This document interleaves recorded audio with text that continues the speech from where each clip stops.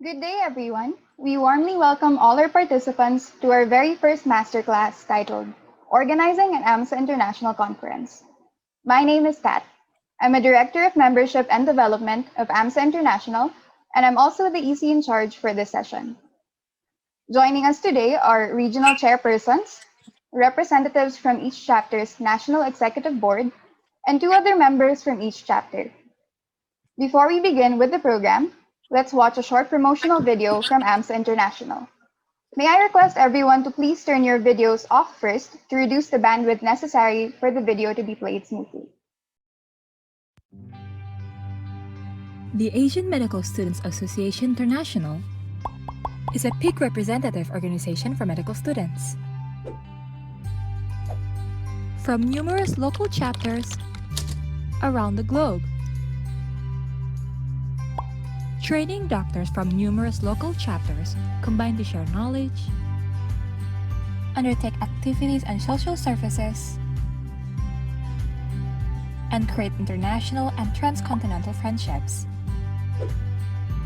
AMSA was officially founded in Manila, Philippines in 1985, and to this day has been an active, dynamic,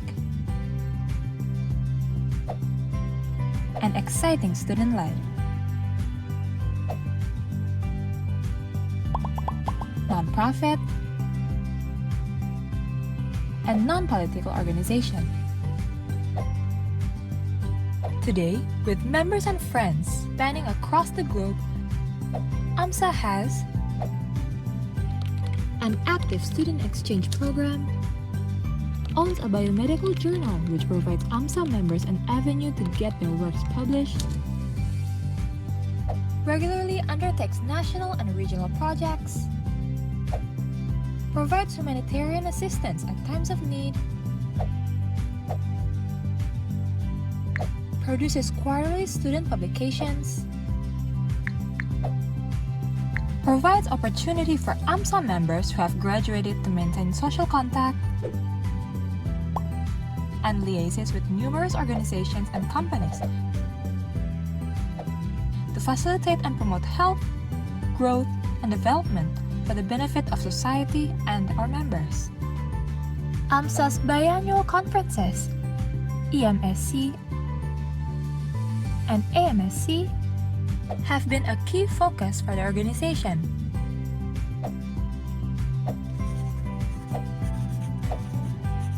Every year, these events see over 700 students from across the world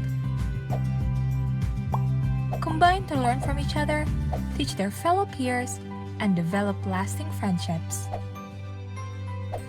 For more information, you can find us on email, YouTube channel, Weibo, Instagram, Facebook, Google+, Twitter,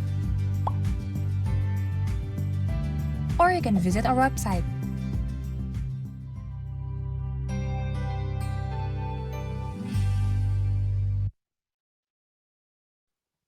Okay, please turn your videos back on. To formally launch the year-long masterclass program of AMSA International, let me call on my fellow Director of Membership and Development and partner in crime, Maul. Okay, thank you so much, Kat. So, good afternoon, everyone. So, my name is Maul, and in this year, me and Kat are the directors of membership and development of AMSA International. So, we would like to introduce this program, AMSA International Masterclass. Next slide, please. So, what is AMSA International Masterclass? So, AMSA International Masterclass is a series of training sessions which aims to help members develop their chapters. In this session as well, we will equip participants with the basic knowledge, skills, and attitudes that all AMSA members must possess. Next slide, please. So these are the objectives of the masterclass itself. The first one is to be a platform for members to develop their chapters. The second one is to standardize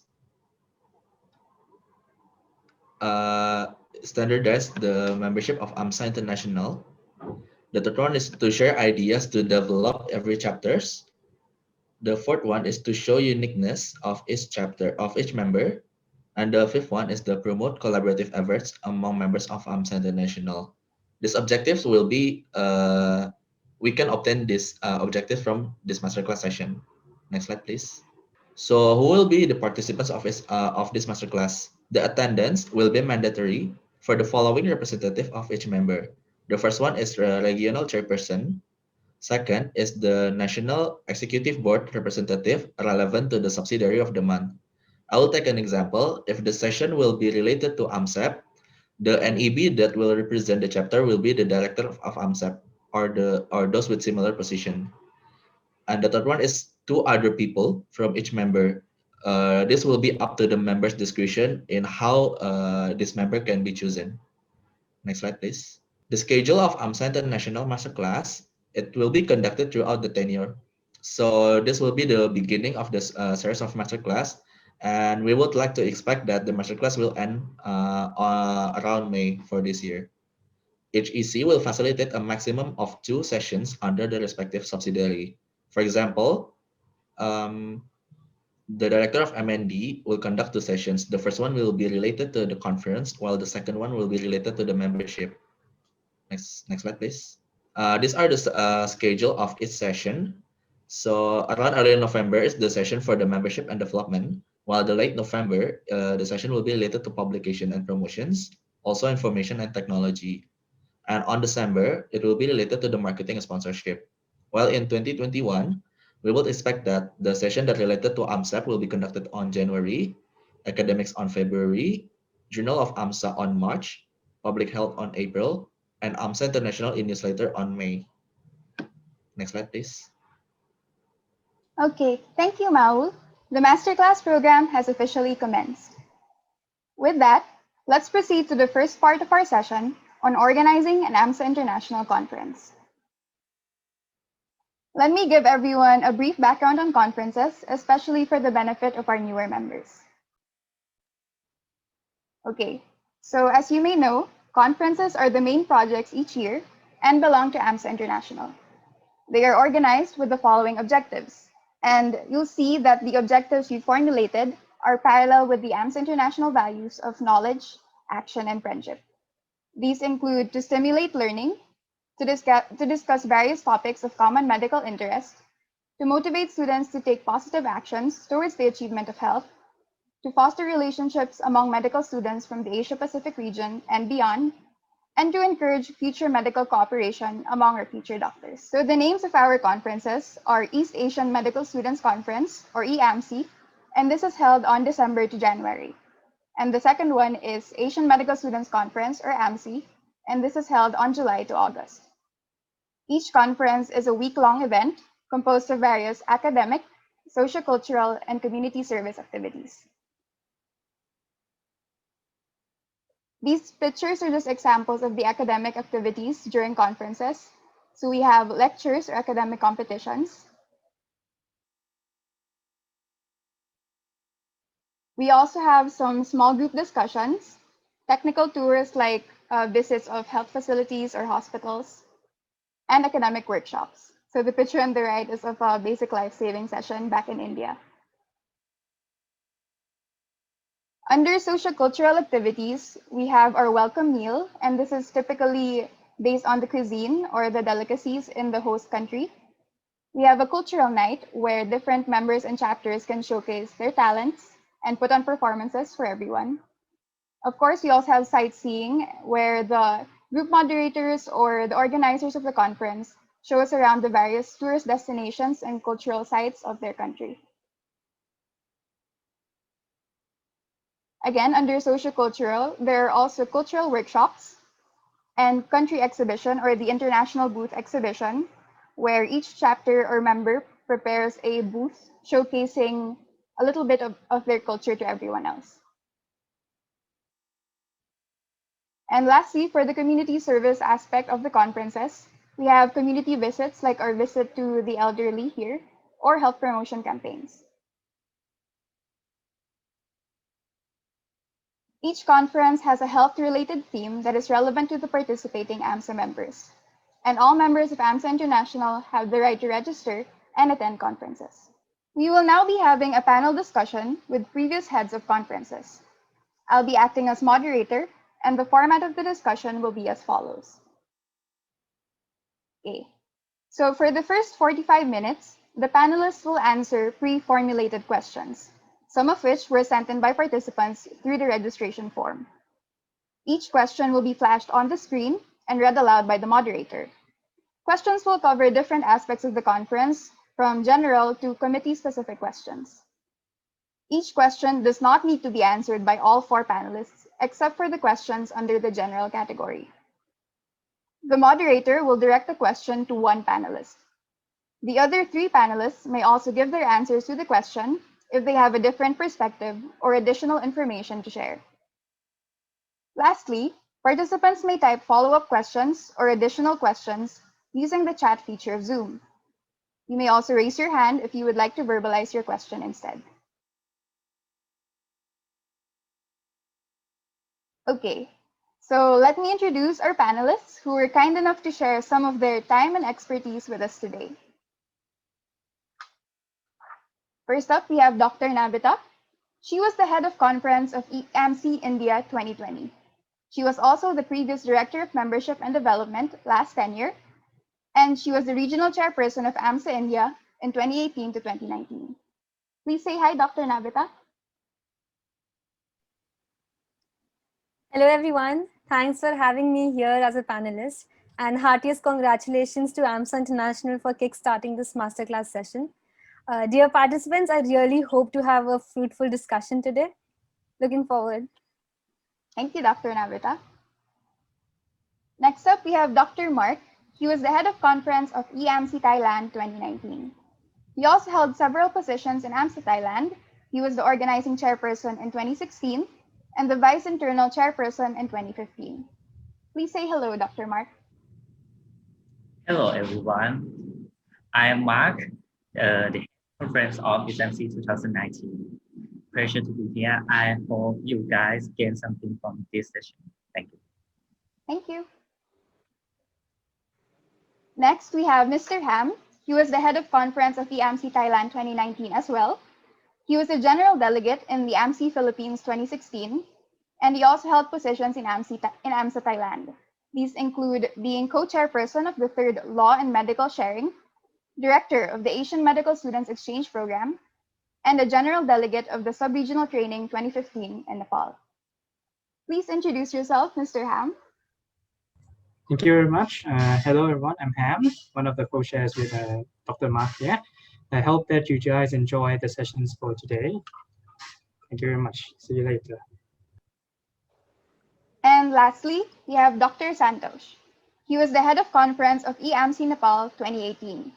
Currently, he holds a position in the AMSA Alumni Club as a humanitarian officer from 2019 to 2022. He also held positions in AMSA International. He was the liaison officer to WHO in 2015 to 2016, and he has attended a total of 8 AMSA International conferences. In AMSA Nepal, he was General Secretary, Vice President, and overall President. Please greet everyone, Dr. Santosh. Hello, everyone. It's so nice to meet you all. I hope everyone is fine right now during the COVID time. And we have a long session. So I think we're going to share a lot of things. It's so good to meet my old friends. Hello, Ham. And hello, Mark. Hello, Navita. Yeah. And I'm sure that we're going to have an exciting session ahead. Thank you. Okay, thank you. Okay, so let's get started. Let's begin the discussion. The time now is 4:20 p.m. GMT +8, and we'll allot 45 minutes. So for our first question, this is under the general category, so all 4 panelists must answer. Why did your member or chapter choose to bid for an AMSA International conference? This question is basically asking what benefits will hosting a conference give our members? Let's start with Dr. Mark. Okay. As you know that before the EAMSC 2019 in Thailand, the last AMSA International Conference was the EAMSC 2011, 8 years ago. That's quite a wide gap, very long for the new generation to know how to hold the conference. So my team really want to fix this problem. We really want Thai medical students to know more about the AMSA or the EAMC and the AMSC conference. But actually in our team, we also start from zero. We don't have the alumni or who guide us to begin or hold the conference. But we believe that our team can do this, and there are many factors we concern that the conference can be held in Thailand maybe 5 or 6 next year, like a political crisis or some disasters. That's why we decided to pick the conference. That's nice to hear. So a small group from AMSA Thailand was the one who initiated the decision to bid. Is that correct? Yes. Okay, how about for other members or chapters? Let's hear from Dr. Santosh. Hi.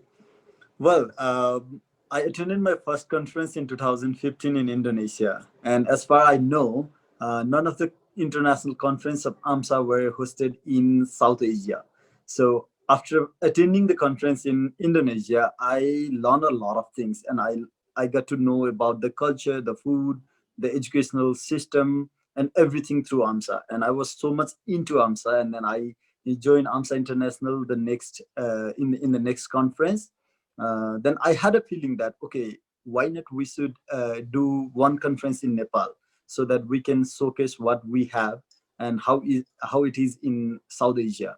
And also there is a different culture, and most of the time in AMSA International, before we hosted the conference in Nepal, there were 78 conferences, and all of them, none of them were in South Asia. So I thought it would be a nice idea to have a cultural exchange and to know about the education system and everything. So I decided to work hard on that, because there were very less delegates from Nepal. Even during the time of conference, there were I think only 20 people who have been to the AMSA conference before in our organizing team. And out of them, I think there were like 16 people who just attended one conference. So it was a huge challenge to us, but still we managed to do that.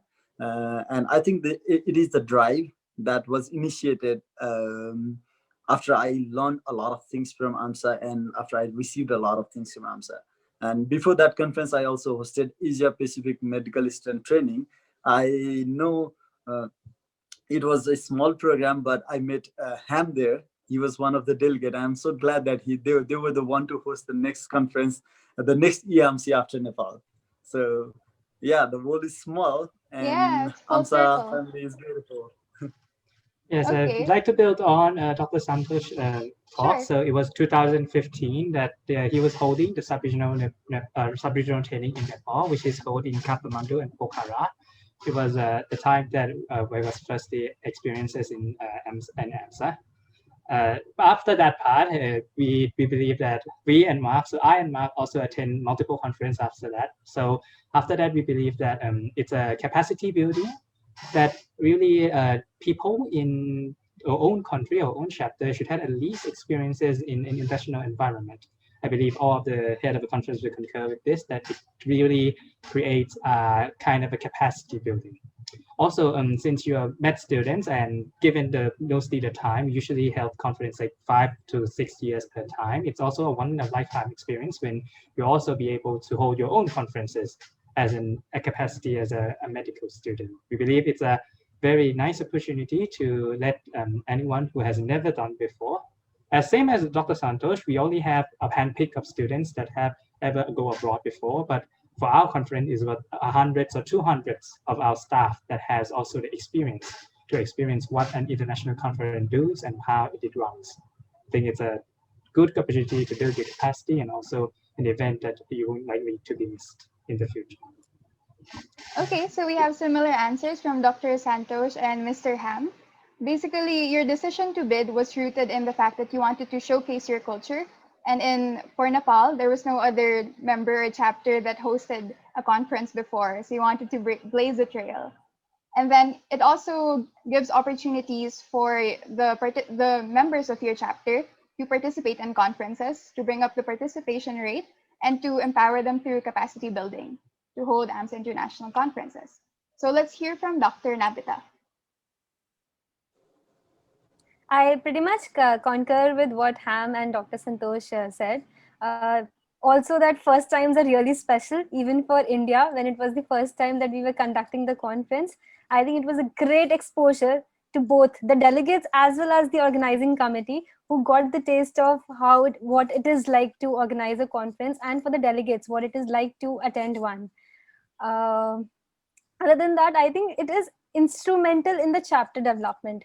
There's a lot of involvement from so many members that take place while organizing a conference, that I think people are interested more in taking up more roles and responsibilities in the organizing committee in the future as well. Okay, so it provides a good exposure for your members. And what advantages do you think you got from hosting a conference rather than just sending participants to attend conferences for India's case? So what made you decide to start hosting one since it was your first time? I think the major advantage is that since when we are sending delegates, we can only send a limited number of delegates. I think while we are organizing, the number of members that we can reach in our chapter can increase manifold. When as they can participate as delegates also if they want, and they can also be on the part of organizing a conference. So I think the involvement of people increases as a chapter when you organize it. That's very true. Okay. So thank you to the Yeah, panelists. I have a small add up to this question. As Navita said, now I remember a story. When I was in Indonesia for the first time, we have 5 delegates from Nepal. That was the highest delegation for the first time from Nepal. It was just 5. Wow. Because we used to send just 1 or 2 before that. And one day before we returned back, I talked to the members from my chapter. They were my seniors. One was regional chairperson, and I talked to them and I asked them, okay, what about hosting one conference in Nepal? I asked them randomly, and they laughed at me and said that, are you crazy? Like, we're going to pass out this year, and you are the only one who knows about conference. And even if you try to host this in a couple of years, how many delegates do you think we will have? How are you even thinking of conducting a conference like this? Can you imagine like how beautifully they have organized it? I realized the fact, but again I said, okay, no, it's not impossible. Maybe we can do that. Then I tried it for like 2 consecutive years. I started building the network. I started sending the delegates, and I was the regional chairperson after that. I was the overall chairperson after that. And when after we hosted the conference, now AMSA Nepal has grown so large. There are chapters in different colleges, and they know about AMSA, they know about the conference. Even during the time of conference, it was so difficult for us to gather the GM for every group, because they don't know what is AMSA. They don't even know anything. So that was their first conference in AMSA.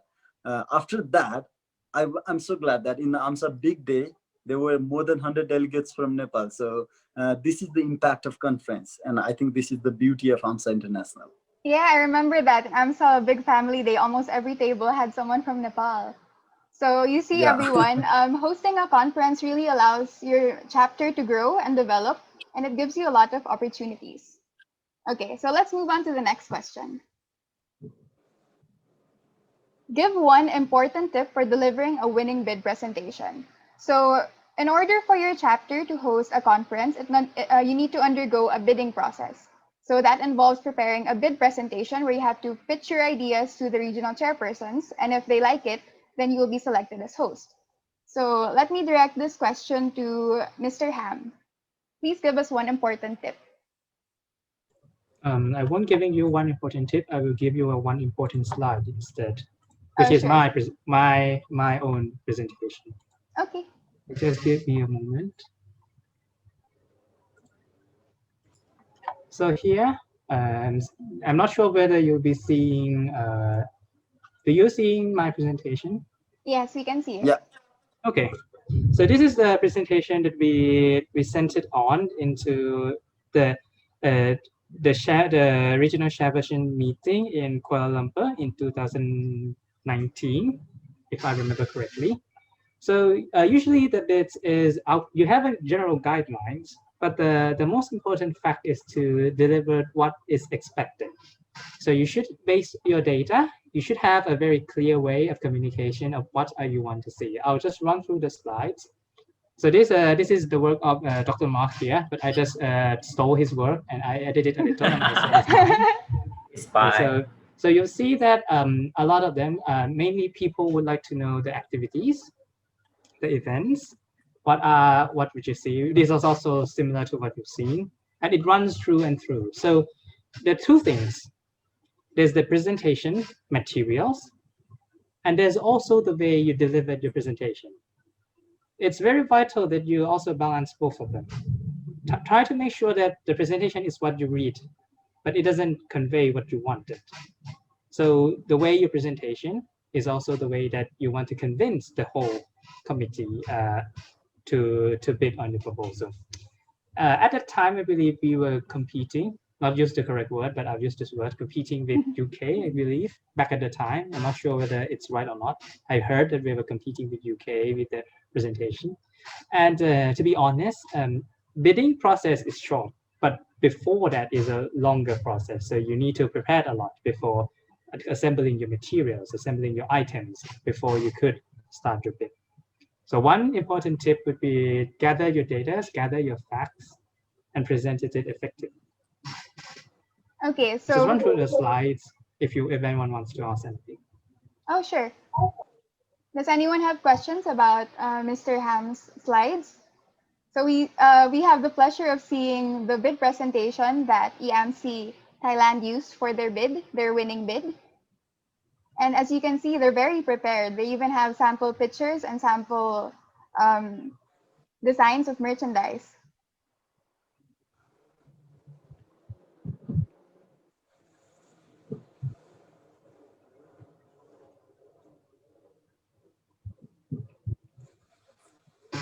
That should be all, I think. Okay.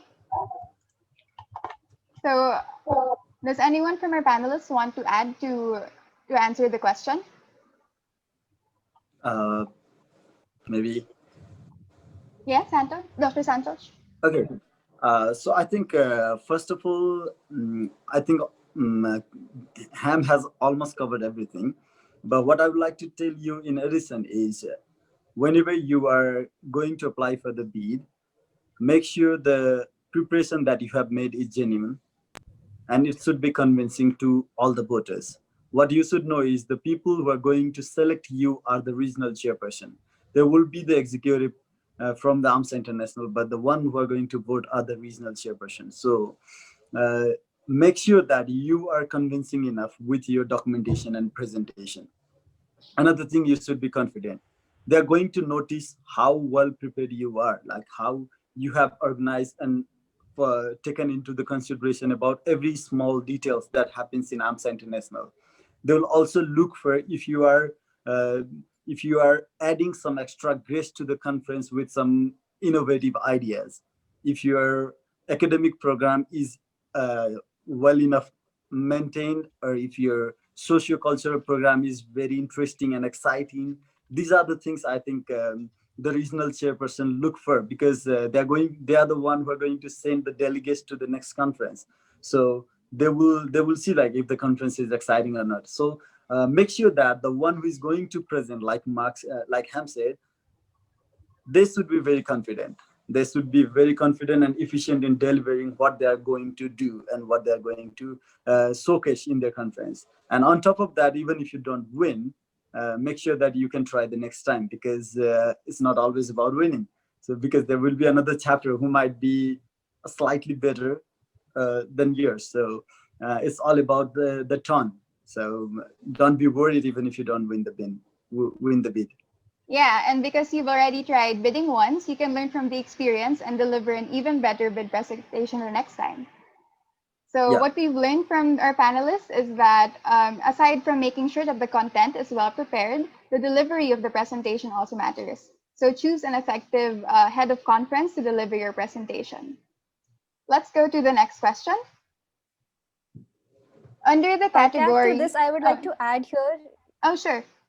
for the previous To question? this, I'd like to add one important thing that we might be missing here is to make the cost of the conference relevant to the delegates. I think that is a major factor in deciding how many participants will come to your conference.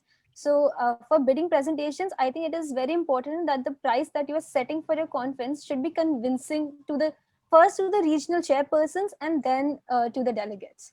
So in short, I would like the tip that I would like to give is to keep the content relevant, have a large variety that you have to offer, keep your program exciting, and at the same end keeping the conference as cheap as possible for the delegates. Yes, that's a very You can important continue and now. useful tip.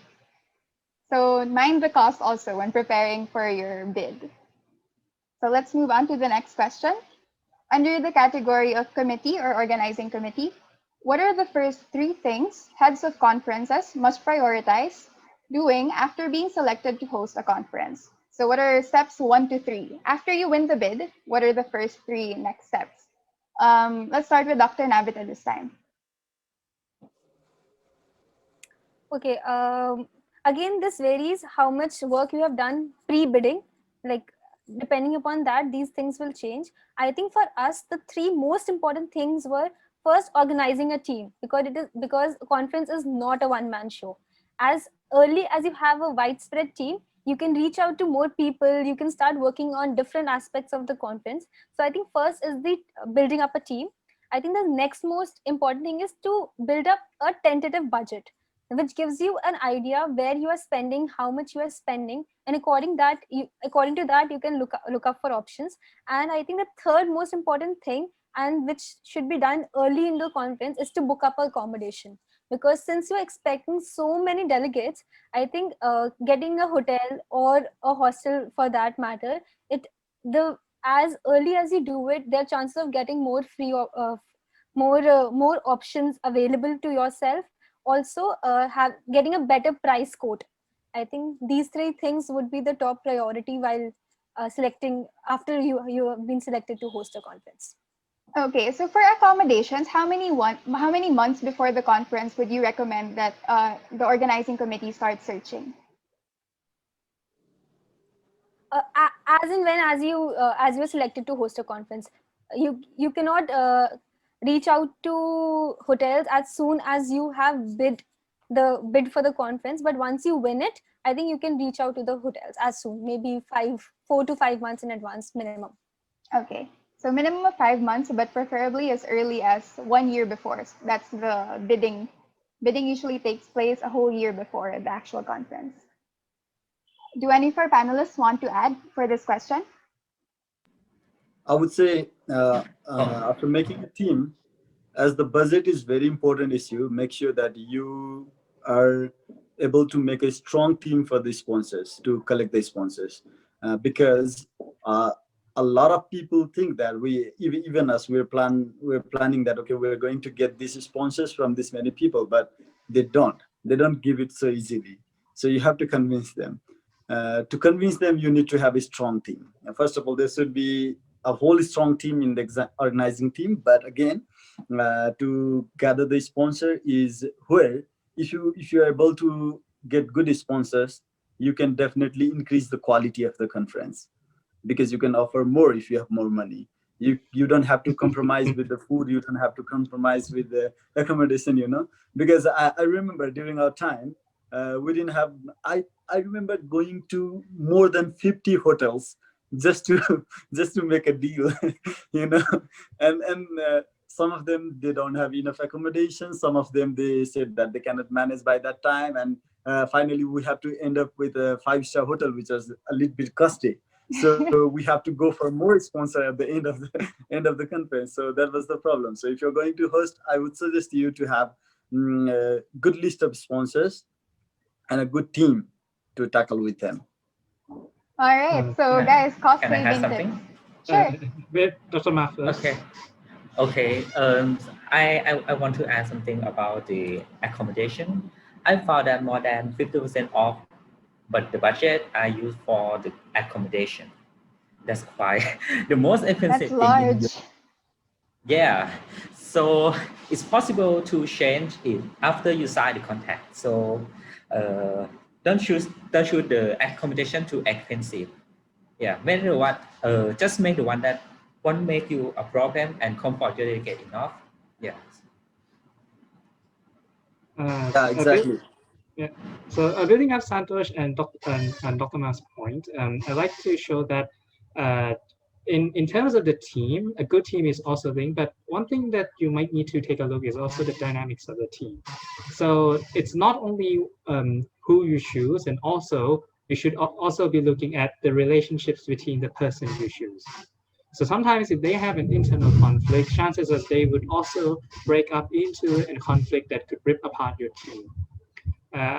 We do have some conflicts in the team before, and some of them were addressed and some of them were not. And we do have a little bit of a conflict after that. So most of the problems with the word good team, if I were to clarify it further, is the experiences that his or her position has. Ideally, you want someone that has already done and also has experience in the conference. This may be easy in some of the big chapters, but for us in a moderate sized chapter, we don't have enough people to fill all of the directors level, the senior levels that are experiences. So keep that in mind that when bidding, and after you have bidded, make sure that you staff your senior position with someone that at least has an experience in the conference. At least they know, and at least they have the perspective of how the conference would run. Of course, this would be subjected to the cultures that you've seen. Some of them would have a way of working different from others, and it's your job, if you were the head of the conference, to control it and make sure it goes well smoothly. So that's actually a good segue to our, I'll skip ahead to the next question because it's related to Mr. Ham's answer as well. So how do you ensure effective communication between and among members of your conference organizing committee? So Mr. Ham mentioned that there will be problems, but they can be resolved. And ideally, when you select members of your committee, you should choose ones with experience. So how about our other panelists? Let's go with, Well, if it is about the virtual, okay, Navita, you can go ahead. I'll come next. Fine, Dr. Santoshi. For India, the way we did it was after we formed a team, which was through an elaborate process of interviews and then selections. For communication, we used multiple methods, as in we created a lots of WhatsApp group. Each subcommittee had a WhatsApp group. Then we had one WhatsApp group with all the heads, one WhatsApp group with the RCs.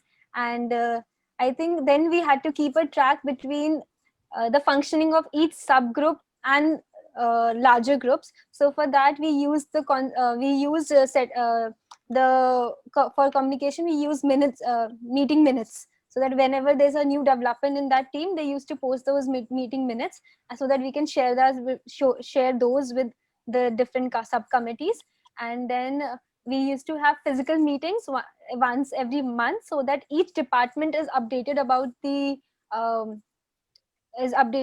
what developments are taking place in other scenarios. And we used to have updating sessions from our side also, where we used to tell them what's the status with our registrations, our international faculty, and all sort of thoughts of that thing. So it was a mixture of using social media for communication as well as having meetings in person. I personally feel the personal meetings are more effective as compared to the WhatsApp groups. So again, it depends upon the kind of culture you have, the amount of students you have from different colleges. Then it becomes a little difficult to have meetings in person. According to that, I think you have to customize communication as per your chapter needs. Other than these are the things that we used. Also having a common drive system, that was very useful in the end, where all our documents were at one place and can be accessed by everyone in the committee. I think that really helped us. Okay. Well, if I have to say, I think she said a lot of things, so I have to add only the things she missed out, and I think are more relevant. I think are also relevant. I would say, first of all, when making your team, make sure that your team has a good leader.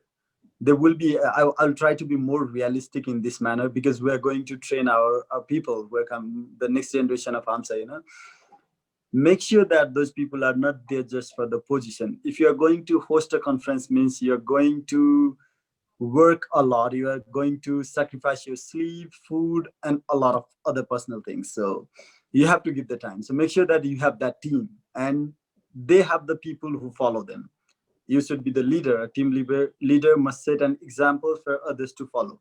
So after that, the communication will be easier. So that is the basic thing.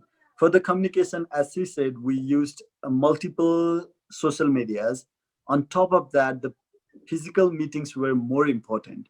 And also, one more thing that I would say is the system of award, reward, and punishment should be executed. Make sure that you are very strict with the time, give the deadlines to your team, the feasible deadline, and try to gather the information from them. Only allow the reasonable reasons or excuses. Otherwise, make sure that you are there to praise the people who are doing good, and you are also there to, I would say, punish in some way. There should be the team, because I have personally experienced this, and I reshuffled the organizing committee 2 months before the conference because of this, because I was a bit more liberal. I just let people to do things in more time, but that's how we cannot conduct a good conference. So I had to be more strict. Then I started giving the deadlines, and I have to reshuffle the team. But after that, there was so much discipline in the group. Everybody was so much disciplined after I dismissed some of the people and re-entered some of other people. And I think that is one of the reasons that the conference we did in AMSA, Nepal was that good. If we were strict from the beginning, it might have been like even better. Yeah. So communication is the key, and make sure that you give the deadline to every subcommittee, and make sure that they have enough people behind them as well, because sometimes one person might not be able to do the thing. So let them create a group, subcommittee or subgroup, so that there will be someone representing them even in their absence. So that is how you can collectively do a better work. Okay, so the leader you choose is really very important. The head of conference will be the one to pull all of the subcommittees together. Exactly. I really wanted to emphasize Santosh's position regarding punishment. We have you, as a word of a fact, you will be dismissing people. You will. Regardless of how better you could gather your men or your team, you will dismiss. How you would convey or communicate is very important. The percentage of the people that you would dismiss would be directly associated with how do you perform regarding as a leader. The more you lack of discipline, the more that people leave. The better, the less. But you will, in one or some way, in one of the positions, you will. Yeah. So your prime concern should be making the conference successful in a collaborative way, and this is the realistic thing, because we are here to train people. So otherwise we might not be telling this dark side of the conference. Because, no, we appreciate hearing about the insider look of conference preparations. Yeah, so that is the thing. I think you need to be a bit more strict, very friendly indeed. Even you can be strict and friendly at the same time, because this is the professional work. So when you are working on the professional, there is no friendship, there is no senior, junior, or nothing. You are in that program, and you have to perform what you have been given. So that's true. If you set that mentality and if you maintain that professionalism, then you're going to succeed. Otherwise, your conference might not be that good. Wow, okay. We dismissed a lot of our friends. If you could ask Mark, we dismissed a lot of our friends. And I emphasize the word friends, not co-workers. You need to maintain a high standard when organizing a conference. So you need to make some tough decisions as head of conference. Yeah. Okay. So let's move on to the next question. This is under the program part of the conference, specifically academics. Notoriously, during conferences, academic activities or events receive a relatively lower number of attendees from the participants. So, how did you schedule or format the academic activities in your conferences to encourage delegates to attend? Let's start with Dr. Mark. Okay. In my opinion, the theme of the conference is a dominant factor because every academic activities have to be related. But for the schedule, you should set the academic competitions and the lecture in the morning. We have to accept that some delegates skip these sessions to go outside. And so you should set these sessions when the attractive places or the malls are not open. And Okay.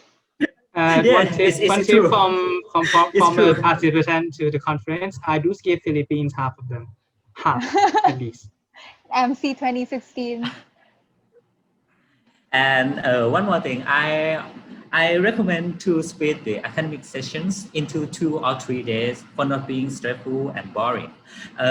In EAMSC 2019, we had scientific papers and public poster in day 2 and white paper and this scientific poster in day 3.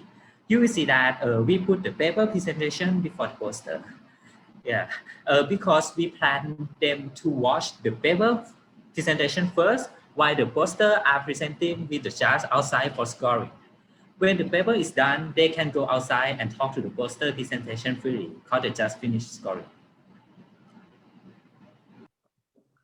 So, more of spacing Okay. out the competitions and activities.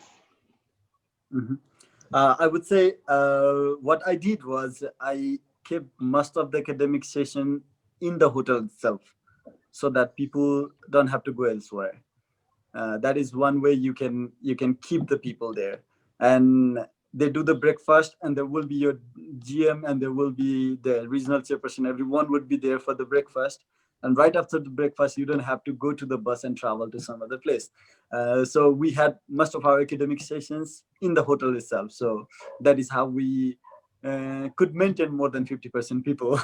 I think that's maximum. And what I also think is in a conference, a lot of people don't go for the academic purpose as well. They are there to learn a lot of things.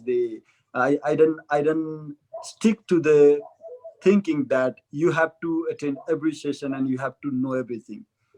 I would say people should be given the opportunity free to attend everything, but people will go to their interest. Like if you see some of the delegates who are good at dancing, they're not going to miss the cultural night because that's what they love.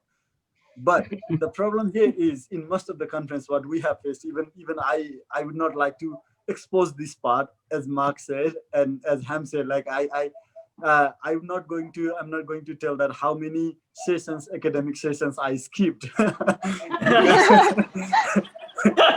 Because I used to go there just to see how they manage things, like how they're managing, because I was going to host the next conference. So that was my priority. On top of that, there were some other delegates who were there to learn more things in the specific topic. So that is another thing, how you engage.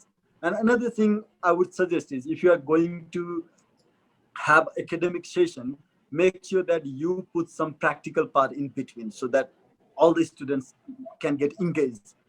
If you remember in EAMSC Nepal, I had kept the first day of panel discussion, and after that there was a simulation where we teach people from different manicure. So people were interested to and engaged.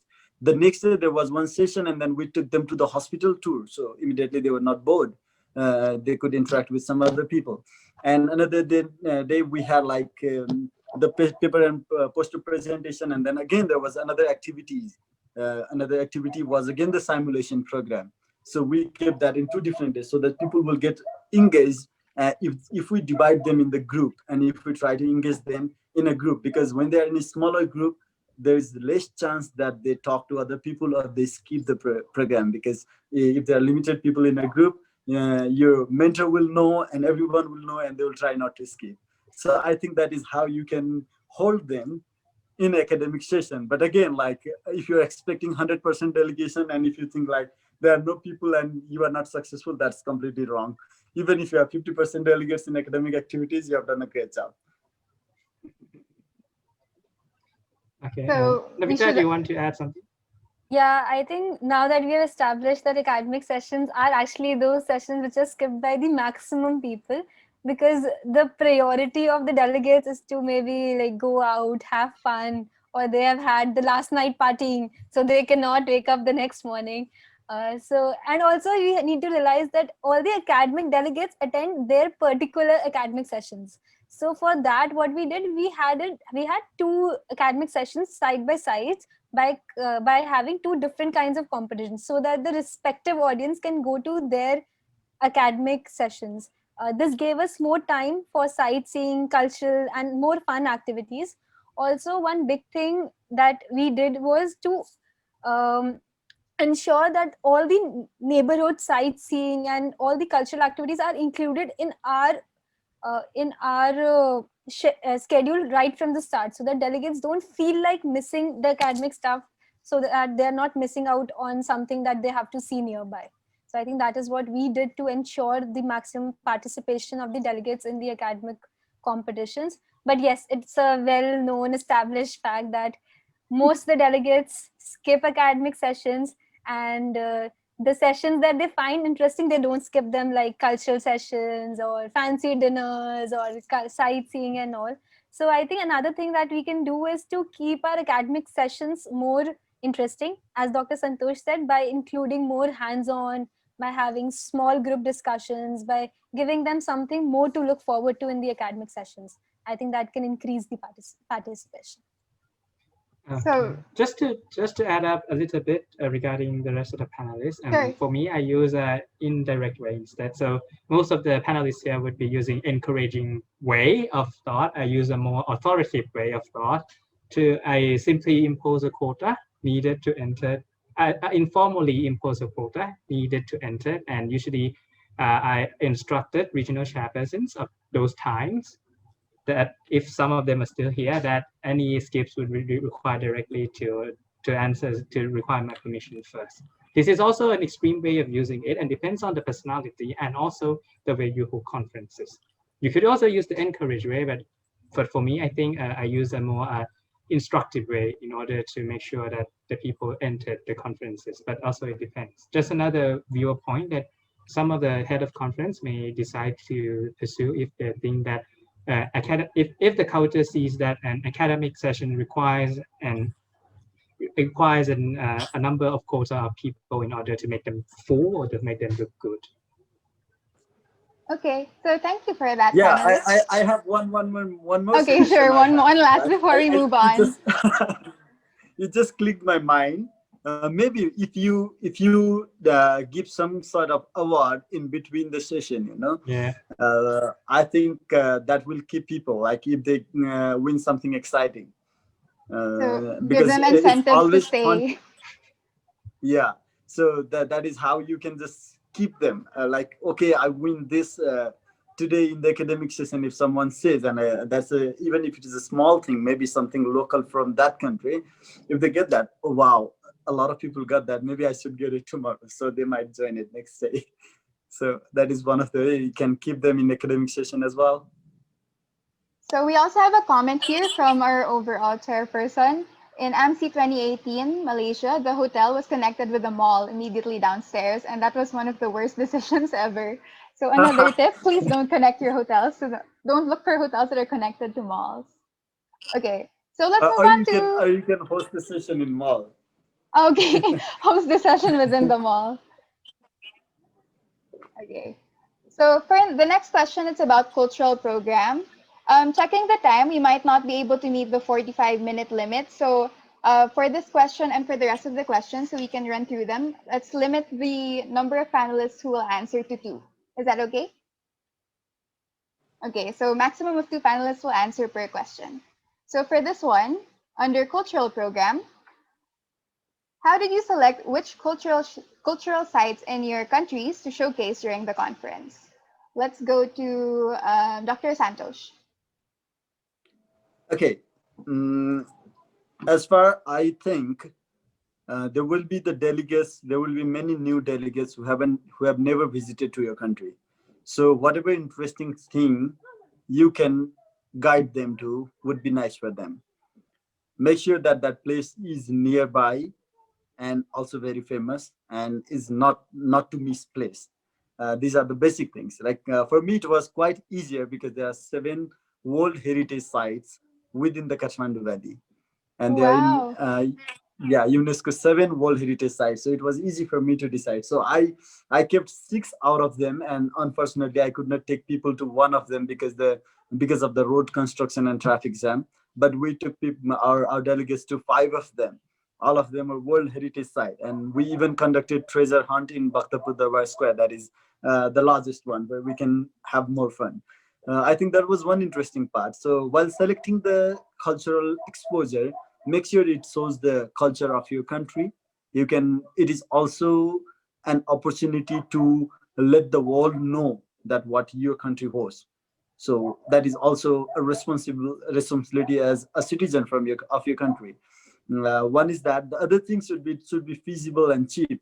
For me, the Bhaktapur Darbar Square was very expensive because I have to pay $15 each for each of the delegates just to take the ticket to get inside that. So all of them were World Heritage site, and we have to pay $5, $10, and $15 everywhere. So the conference cost was going higher. Also consider that thing. If you cannot pay much with the budget that you have allocated. Otherwise, a nearby location is very nice. It will reduce the transportation time, and they can have more time in the cultural space. And one more suggestion is, don't try to take to many places. That will only add up the hustle, and people will miss out even to take the photos, and they will not get time to take the enough time. So those who are planning to visit longer might stay a few more days and then have a taste of that place. Otherwise, stick to few very beautiful places nearby. Okay, so do we have another panelist who wants to share their answer? I have to add some topics and something about the safety. Yeah, you have to find some places that are not too crowded and safety enough for your delegates. Yeah, like because if it's too crowded, then maybe lost or just some like a robbery, something like that. So we consider the safety also of the locations. Okay, so thank you to our 2 panelists. Let's move on to the next question. Under the category of internals, so let's ask our panelists, how did you go about selecting group moderators?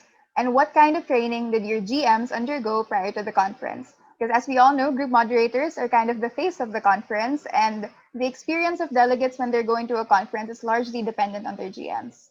So let's direct this question to Mr. Ham. We did have a group moderators camp, which is a pre-training session, about 2 days and 1 night.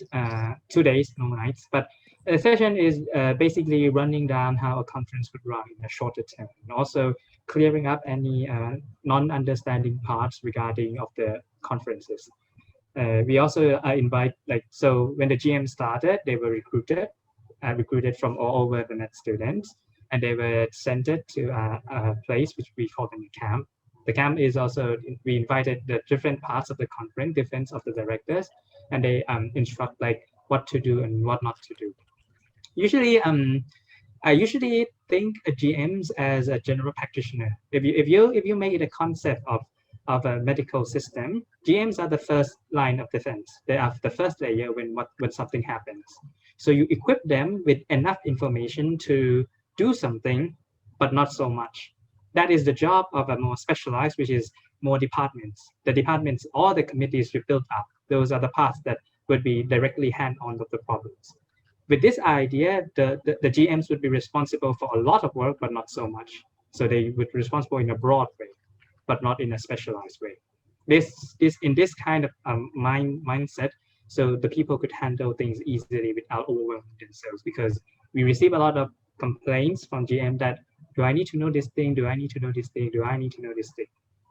It's a lot to know, because GMs need to know everything and without having any authority regarding it. And that's something very boring. Okay, so let's have Dr. Navita be our second panelist for this question. I agree with Ham and with what Kat said that GMs actually are the face of the conference. They are in the direct contact of your delegates, and the importance of group moderators cannot be understated in the conference. The entire experience of what your delegates get in a conference depends upon your GMs, how engaging they are, how concerned they are for your delegates. For us, our selection of group moderators was an elaborate process. After we had decided on our schedule and we had the core team ready, we sent out calls for group moderators, and we gave a proper roles and responsibility sheet, what what we can expect from a group moderators from our side, what they can expect from us and from the conference in general.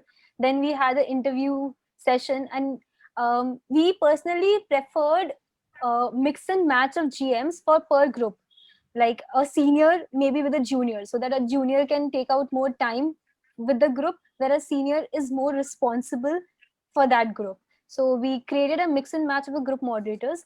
Also, a great factor that goes into selecting the group moderators is the place where the group moderator come from. If our main hosting universities students are applying for group moderators, we prefer those, since they know the campus, since they know the places already. So we personally prefer those.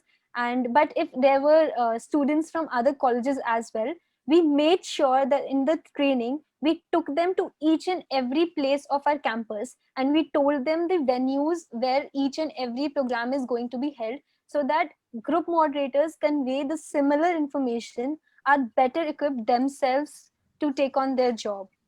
Also, in the training session, we gave them ample time with each department. Like each department, we allocated some time for the academic, for the social, for the cultural.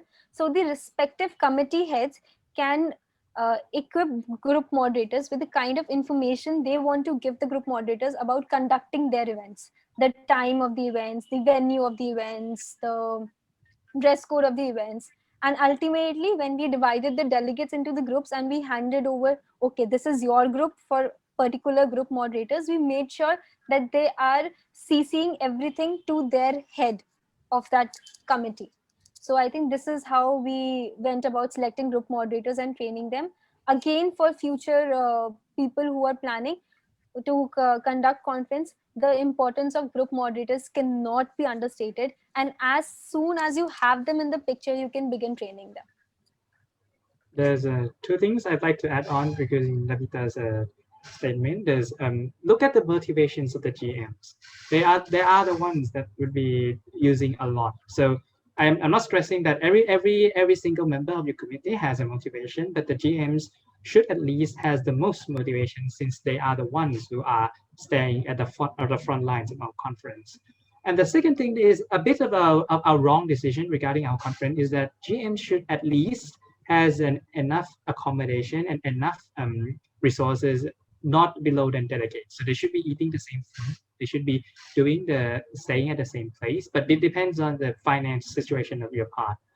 For us, one of the decisions that we did make wrong, and it created a huge problem, is that we separated GMs and the delegates into two different places.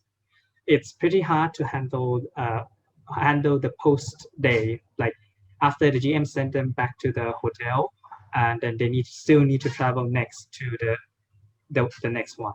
It's better if you could let them stay together to provide enough experiences for them, and also to build up any nighttime activities that the GM might want to create. Maybe they would be easy to go somewhere else, and they could also still bring back to the hotel safely, with the permission of the head of conference, of course, but at least it brings up a better experience than separating the GMs into another cluster of groups. And you still need to address, and you need to assign staff, assign senior heading committees to them. Dr. Mark personally sleep with the GMs, I believe, where I was staying at the hotel taking care of the delegates instead, which in fact, if we did not divide it, we could still stay together and do our work. That's my point regarding that. Okay, so I love how specific and very comprehensive our panelists' answers are. So you can really see how much they've learned from their experience. So for the next question, this is again for internals. What did you consider when deciding on a GM to delegate ratio? And what ratio would you recommend for future conferences? Let's go to Dr. Santosh.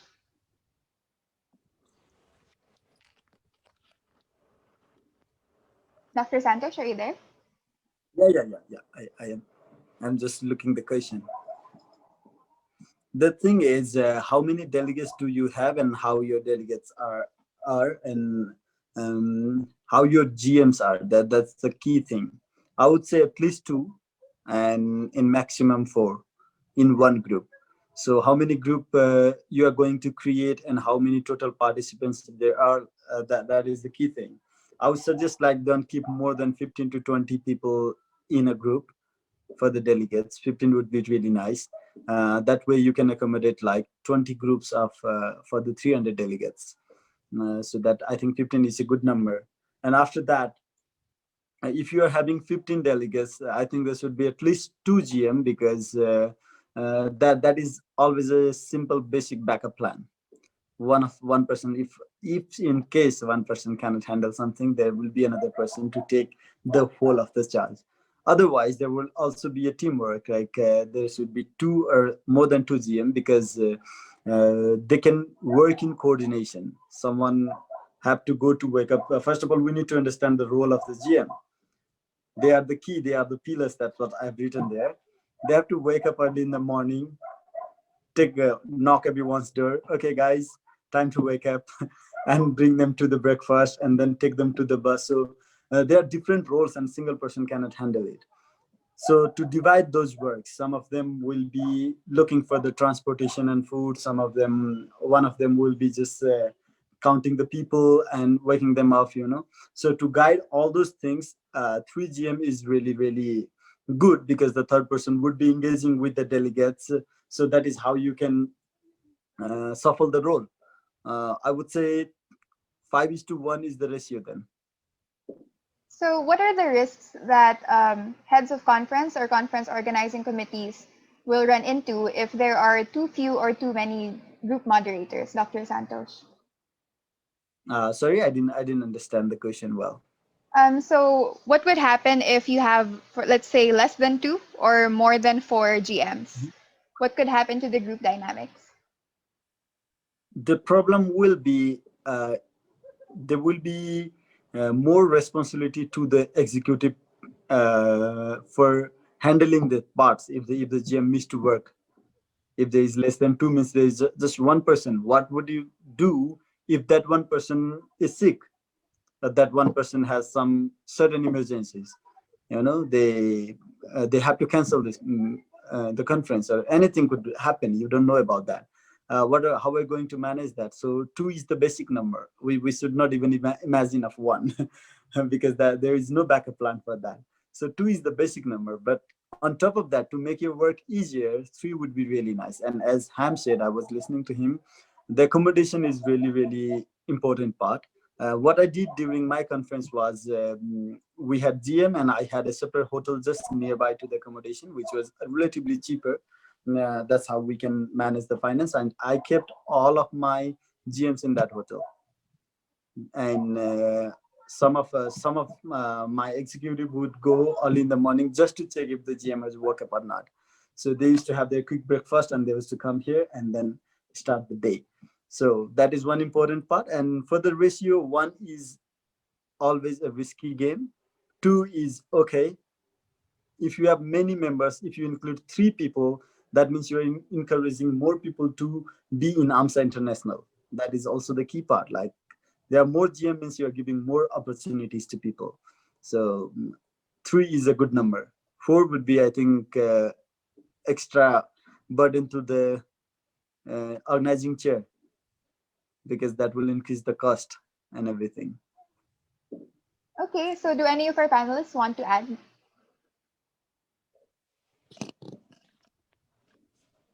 Okay, I so suppose I could. oh, sure.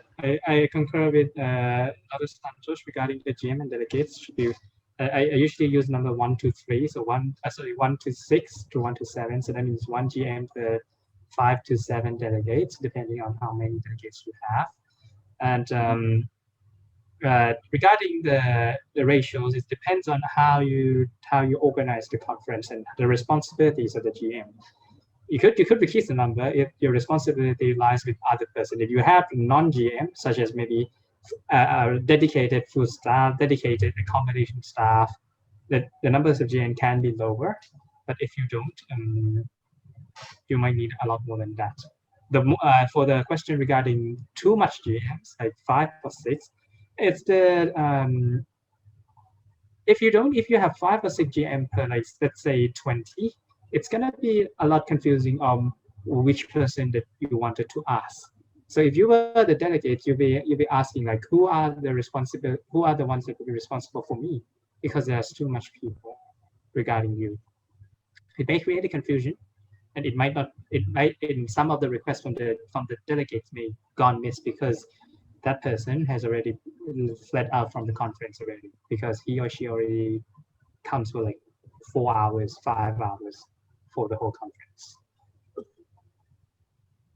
Okay, so more to that point, our final question on internals, because as the panelists mentioned, group moderators have a very vital role, and the ratio of GM to delegates also determines the dynamics of a group and how well information is conveyed and coordinated.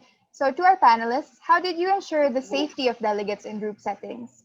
This was also brought up by Marjorie in the chat. So risk management and safety is very important during conferences. Does anyone want to answer? Okay.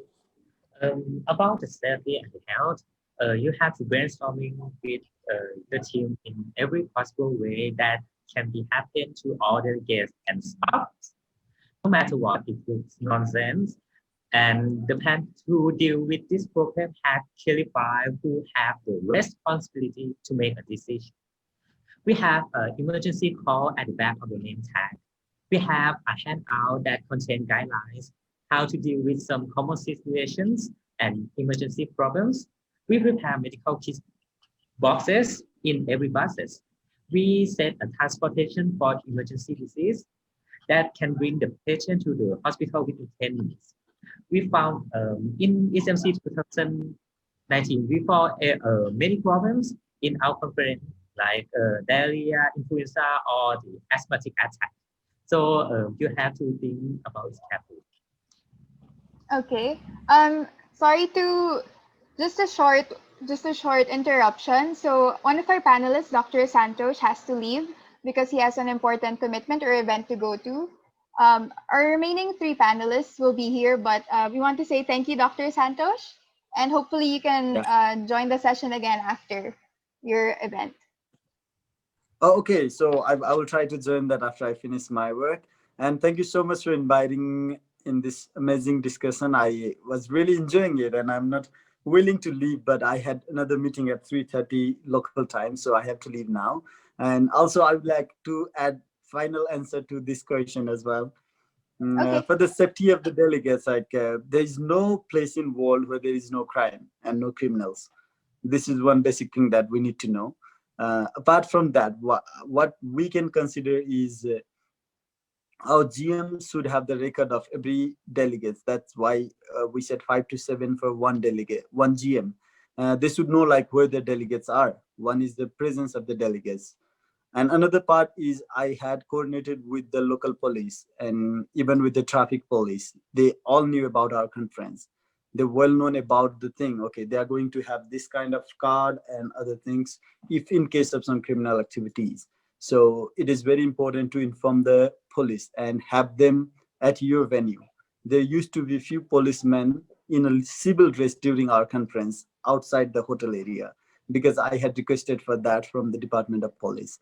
So when we're traveling, the traffic would already know like how we're going. And even during the visit to certain place, there were the policemen. Another thing is health. Since we are the medical student, we might not do all of the things. So there should be some people who know about the health emergencies. And there should be at least ambulance standby ready so that if something happened to the delegates, we can take them to the hospital and even give them the primary care. And another thing is for the safety of the delegate, you need to focus on the food Like in my country, if our delegates go out and eat randomly, they might get sick. That was what happened with the delegates from Hong Kong. They came 2 days earlier, and all of them were having diarrhea by the time we started the conference because they had food somewhere outside. And even at the time, there was Hong Kong flu. So we were like more worried if it is the flu or something like that. So you need to take care of the food. You need to take care of the safety through the policeman and also about the health. And I think GM should have the knowledge about where the people are right now, even if they are not attending, either they're sleeping or they're going to pub. Just make them more close, to ask them to be more close with the delegates so that the delegates will share them at least where they are, so that it will be easier to trace them. I think that is the final thing I could say today because I have to leave. Thank you so much, everyone. It was a pleasure meeting you all. And it was a pleasure meeting my friends again. And I'm hopeful that we're going to meet again. Thank you. Okay, thank you, Dr. Santosh, and good luck on your event. Thank you. Okay, so for the remaining panelists, let's move on to the next question. Now we'll move on to logistics. The question is, what were your considerations in choosing an accommodation venue? So since he already discussed a bit about this, like choosing the same venue for GMs and delegates, I'll throw this question to Mr. Ham. For this question regarding the accommodation, we used 3 criteria in order to choose. The first one is the proximity to our location venues. The second one is the quality, and the final one is the cost. For the proximity, we believe that a walking distance from the hotel or the accommodation to any parts of your conference would directly reduce the cost regarding transportations and other required costs associated. So for example, for our hotel, they provide breakfast, and also it's a very 10 minutes walk or 5 minutes walk to our academic venue. So that cuts a lot of costs for us. Whereas in other conferences, if you needed to travel, it usually has a higher budget regarding transportation. Hence why our transportation cost is lower, but not that lowest because since we still need buses to go somewhere else, but we could cut the morning parts off. And secondly, the quality of the conference is, the quality of the accommodation is very important. We receive, on day 3 of our conference, I received more than half of delegates reporting in sick because the air condition is too cold. And I believe it's very cold, as stated, and it's pretty cold regarding that part. So make sure you check those things first. A lot of them were sick because it's very cold. Thailand is hot, okay? It's like 37 degrees plus, and in the hotel that's 20 or 25, and that's like, okay, you're expecting like 10 degrees difference. Surely guaranteed you is a sick place. The final thing is the cost. Accommodations are usually the most or the second most expensive one. Make sure you have a power of negotiation because you are booking a lot of hotels, a lot of rooms. You could try and negotiate them with a lower cost, but since it directly associated with the proximity of your academic locations, this seems to be counterintuitive of how you would negotiate your costs. So you need to balance between these two, like the proximity, the quality, and the cost, depending on what do you want to emphasize. Some I think Nepal, the Santosh, he was emphasizing on quality because the cost was all high in various places. How was your accommodation works, Navita? So how was it for India, Navita? I couldn't agree more with Ham. I think the 3 most important things that goes into deciding your accommodation venue is the proximity, to reduce the transportation time and to make it convenient for the delegates to attend to their academic sessions in the morning, which take place. And I think the second is the quality. In India, we took higher priority to the quality of the accommodation that we were providing to our delegates. We wanted to make sure that our accommodation is safe because the incidence of theft and all is very high in India. So we wanted to make sure that our delegates get a secure sense when they are staying in accommodation, and as well as it's very lavish for them. So we made sure they had heated pools, spas in the hotel itself. In fact, they even had a nightclub in the hotel itself, so they did not need to travel at night if they want to explore the nightlife. a nearby famous market was near to them, and even our main center of academic activities, although not walking, but was very accessible with cabs and other kinds of transportation. So I think accommodation, I think, is also a huge part of the conference. From a point of a regional chairperson too, I've seen that the delegates that go from our country are highly unsatisfied in case they have to stay in hostels, or they have problems with temperature control or the kind of food that they're getting. So I think accommodation venue, if you choose good for a conference, it increases the satisfaction level of your delegates. And also I think the buffet breakfast that most 4-star 5-star hotels that they provide to the delegates is wholesome for the delegates to kickstart their day. I think this is what I would like to add to it. Okay, so thank you for that. For our next question, again in logistics, since you mentioned food also in the hotel, how did you plan the conference meals to ensure that the dietary restrictions and preferences of all delegates are considered while being cost efficient? So who wants to answer this one? I do Okay. have a lot of conflict regarding food here. So I'll just address directly to the media regarding this part, because it was the meal regarding with India back at our conference that the word vegetarian does not equally understand between us and Indians. So regarding the dietary restrictions, make sure you clarify correctly what the words means. The word vegetarian for India at back at the time was no eggs, but for us it also includes eggs. So that's the point that it was a bit of differences. And we also, I've talked with the chief delegate back then, and we also have kind of a discussion regarding how to handle the talks of the food. So most of the delegates would usually divided into 3 groups. So normal, halal for Muslim Islam country, and also vegetarian for some of South Asia countries. There are some parts with allergies and that, but that is a minor part. So make sure when you're asking the dietary restrictions, make sure you specifically, or if it's better, ask someone who is the friend from the another chapter or other country to ask like what is the normal meal there, in order to not make the conflict happen. Fortunately for Thailand, we have a lot of food. We have a lot of variety of food, and they can find something to eat for back of our parts. For the cost-efficient one, this is hard because it depends on the preferences and the restrictions of the delegates of the meals here. Usually a buffet would be best, but because it's the cheapest one, but cost-effective one. But buffet is not included for some of the dietary restrictions. So you need to wait, or you need to make sure that the cooks or the culinary sections can address this. And since you were buying a lot of quantities, you're buying for 5 days, like 300 to 400 mouths to feed, that corresponds to nearly 3,000 to 4,000 dishes that you would need to be ordering. You could use the power of bargaining in order to reduce the cost. So to summarize up, I think great communication skills, very clear on which can be eaten or which cannot be eaten, which sometimes is based on your experiences. So if you've never been to a conference before and you've never seen other chapters before, it's quite pretty hard to imagine what can be eaten or what cannot be eaten.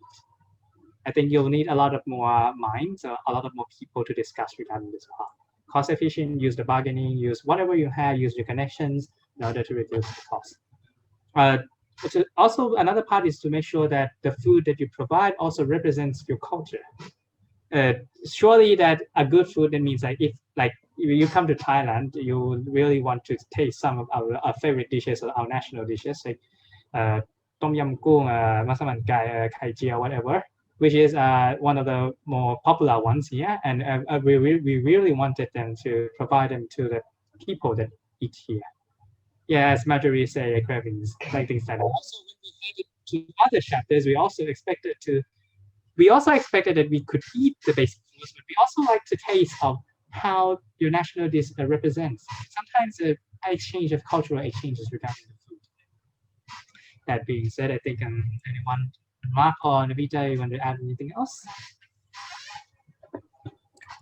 To this, I would like to add, I think buffets were really good for dinners as well as for breakfast. But for lunch, we had a more pre-packed box system, so it was easy to hand over to delegates while increasing our cost efficiency. Also, I think one part like I would also like to emphasize is during the registration phase, I think it is very important for the organizing committee to be clear upon the meal restrictions and what they mean by certain terms when they say vegetarian, vegan, eggetarian, because some people have different religious beliefs and we have to cater to the food restrictions of all these delegates. So as we did in our Google form, the food section should be made more elaborate for the at the time of registrations, so we as organizing committee know beforehand the kind of delegates that we are dealing with and what kind of food majority will prefer for the conference. I think that is also very essential. Okay, so do you want to add anything, Dr. Mark, or shall we move to the next one? Oh, um, you have to make sure that the meal is made from good quality and fresh, and sometimes the meal shouldn't be a problem for the main activities or transportation or the wind. Yeah, some meal is okay to use the lunch box or eating on the bus. It's okay.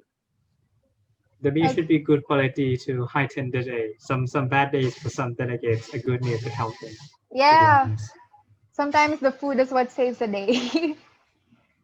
So let's move to branding and promotion. The question is, which forms of promotion were most effective in encouraging medical students to participate in the conference? So this is prior to the registration and even during the conference, what forms of promotion did you utilize and what did you find most effective in encouraging delegates to join? Who would like to take this question?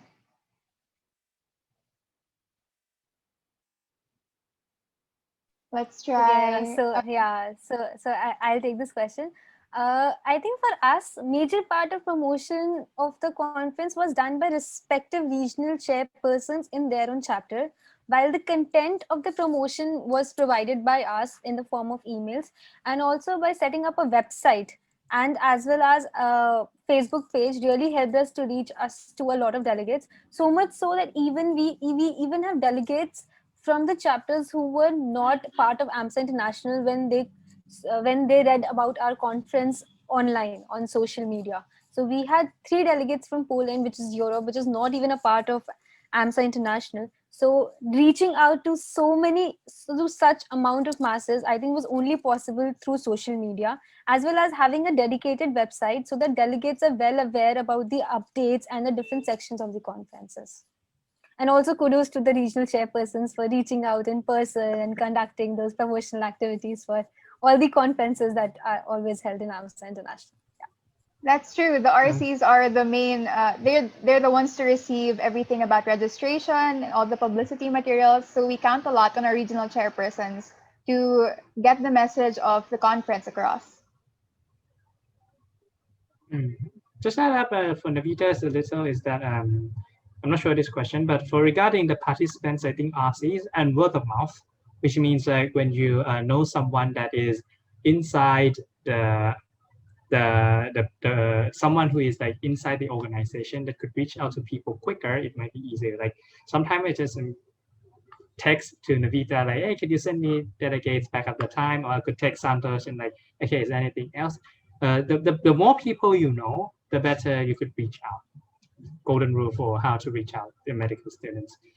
For staffs, that means that if you want local staffs to attend also, I think word of mouth is also another good of choice, and also promotions to like finding someone who has an experience in that, and they could also bring more people to your conferences. Like in India, I believe that you also expand a lot of chapters, right? Local chapters to other places after the conferences end. This is also one of the techniques we do. We also back in Thailand, we also have only major local schools attending. After this, we also have some minors, small local chapters, local universities also attending us also. So sometimes it's also the first way. They may be only the first time they attended our activities because of this conference, and some of them were willingly to attend because they never done it before. So this is where the friendship part of Knowledge Action Friendship really comes in handy. So when you attend AMSA International conferences, you make connections and you expand your network, and then the people you meet or your group mates in those conferences, you can also encourage them to join when it's your country's turn to host. Okay, so the next two questions will be about budgeting. This is actually of particular interest based on our registration form. Most of the participants wanted to learn about budgeting for a conference. The first question is, what are the top 3 areas which receive the largest allocations in the conference budget? I think Dr. Mark mentioned earlier that 50% was for accommodation, so I'll throw this one to him.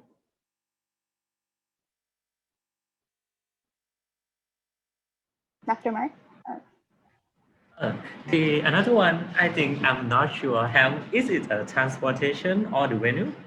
It was so for those who understand, we divided out our responsibilities, and whole of the budget and marketing was on my side, but Dr. Mark could help us regarding this. So it was accommodation, and then it was a cultural night, and it was a welcoming party. As far as I was reviewing my document, it was these 3. So mostly it's the big activities, which is like the incoming and outing parties, and the hotel, which is around 70% of the cost. So hotels really eat much of a budget. I'm not so sure with other conferences, because our conference has a much higher cost regarding the hotel, because we were choosing proximity over quality and location. Just head back to the Vitas for India's perspective. Even from the Indian perspective, I think the major chunk of our budget was taken up by the hotel. But since we managed to get a good deal with the incoming and outgoing party, both being held in our hotel itself, so we saved some amount of money on that part had we contacted any other hotel for that. So, but hotel really takes up the major chunk, and that is why I think getting the accommodation first and bargaining at that point really saves you a lot of budget for your rest of the conference. And once you are settled with that budget, you can then decide where to spend how much. Like you are clear in your head how much you can then allocate to different parts of it.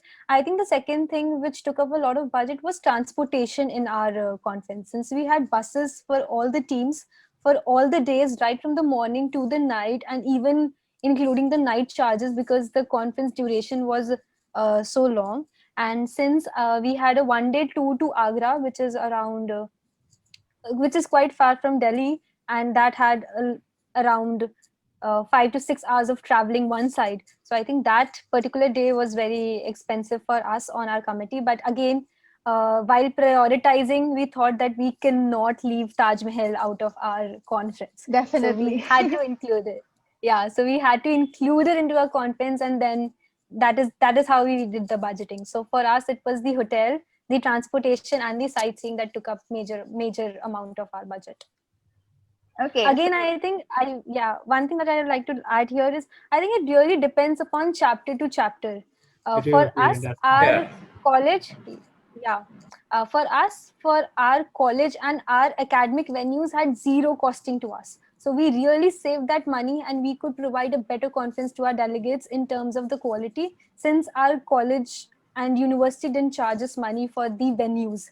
I know of some of the conferences where they had charged the students for the venues, so they had to really cut down their budgeting on accommodation and the traveling, because they had to take out the money for the venues of the academic competitions. Just to give you a perspective from Thailand, we have also been charged regarding the venue part for the student venue, since it takes up a lot of spaces more than we agreed on the first time we discussed it with other people. So as I emphasize on Navita's word, it very depends on how your country, context of your country, and also context of how you negotiate in the first place. Negotiation is a key here, regarding how would a conference runs and how would it cost. So actually, even in areas outside of budget, you've mentioned negotiating the price for a lot so you can reduce costs. Because when you reduce the cost of something overall, you can allocate more money in other areas of the conference. Yeah, So, but just to give us perspective, that accommodation would still be the largest chunk. As far as I've discussed it with every head of conference I've known, I think it's still accommodation in this part. Depending on how you would address it or how would you size it, that's another story for each of the conference. okay, so on to our second question for budget. What strategy would you recommend to avoid financial losses while preparing for the conference? Okay, so I just continue this part. So as I emphasize on planning and negotiation, we'll also, there's two more things. One is recommend and the second one is not. The first thing is to aside what we call an emergency reserve fund. So percentage of your budget should be allocated to what we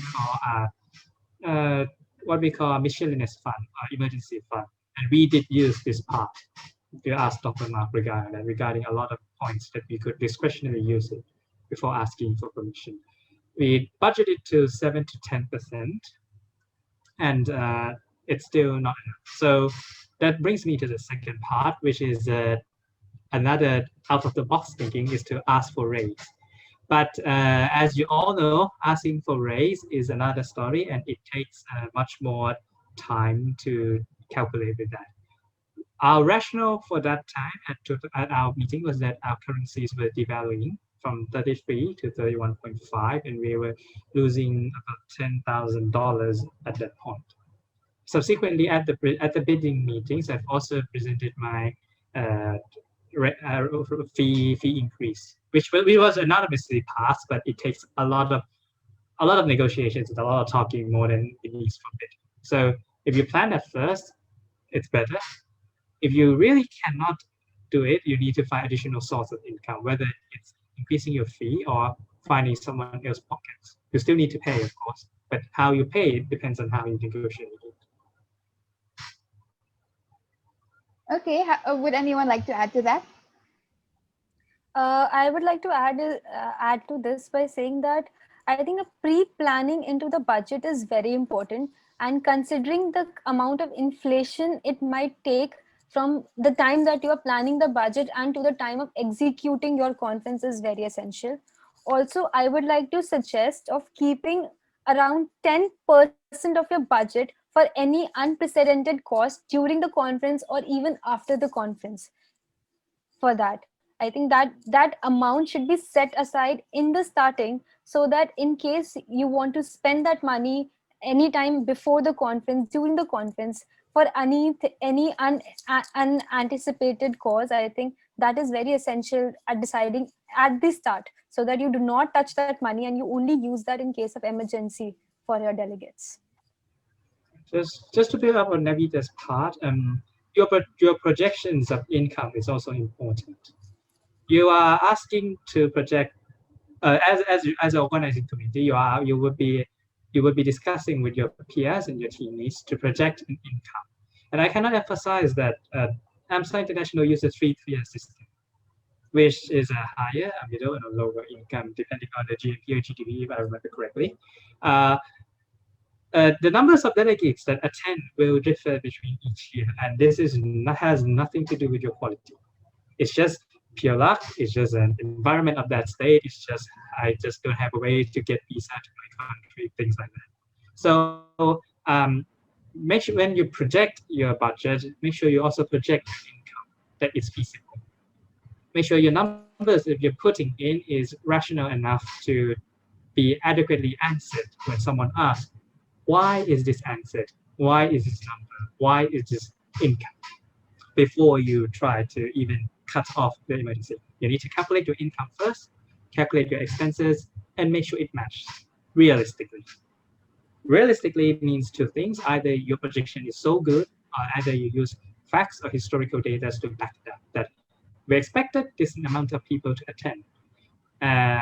to make an example, one chapter, I'm not going to specify, has sent from 10 to 50, depending on which year it is. And it has nothing to do with his or her motivation or the chapter's environment. It's just like that year, it was wrong date for them. They have a huge exam.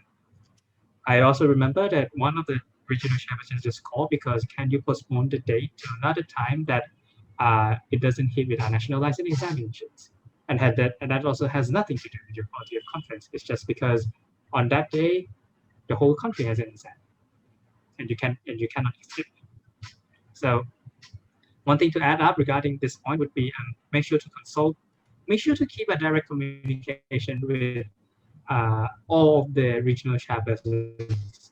Ask them whether this would be okay, would we be using this date, would we be using this A, B, C, D, E's, things like that would also help in order to make a realistic forecast of your budget. Because you expected 550 participants in the early timeline, we reduced it to 400, and we have a final count of 330, as far as I understand, at the end of the conference. So make sure your numbers are realistically possible. Given these circumstances and given this time, it will still be possible to handle the numbers correctly. I'll just add that and return the floor to this. Okay, so that was a very comprehensive discussion on budgeting. I also learned a lot from that. Hopefully those members or RCs who filled up the form are satisfied with the answers our panelists provided. Let's move on to the second to the last question. And this will be on marketing and sponsorship. What kinds of companies did you target as sponsors or partners, and why?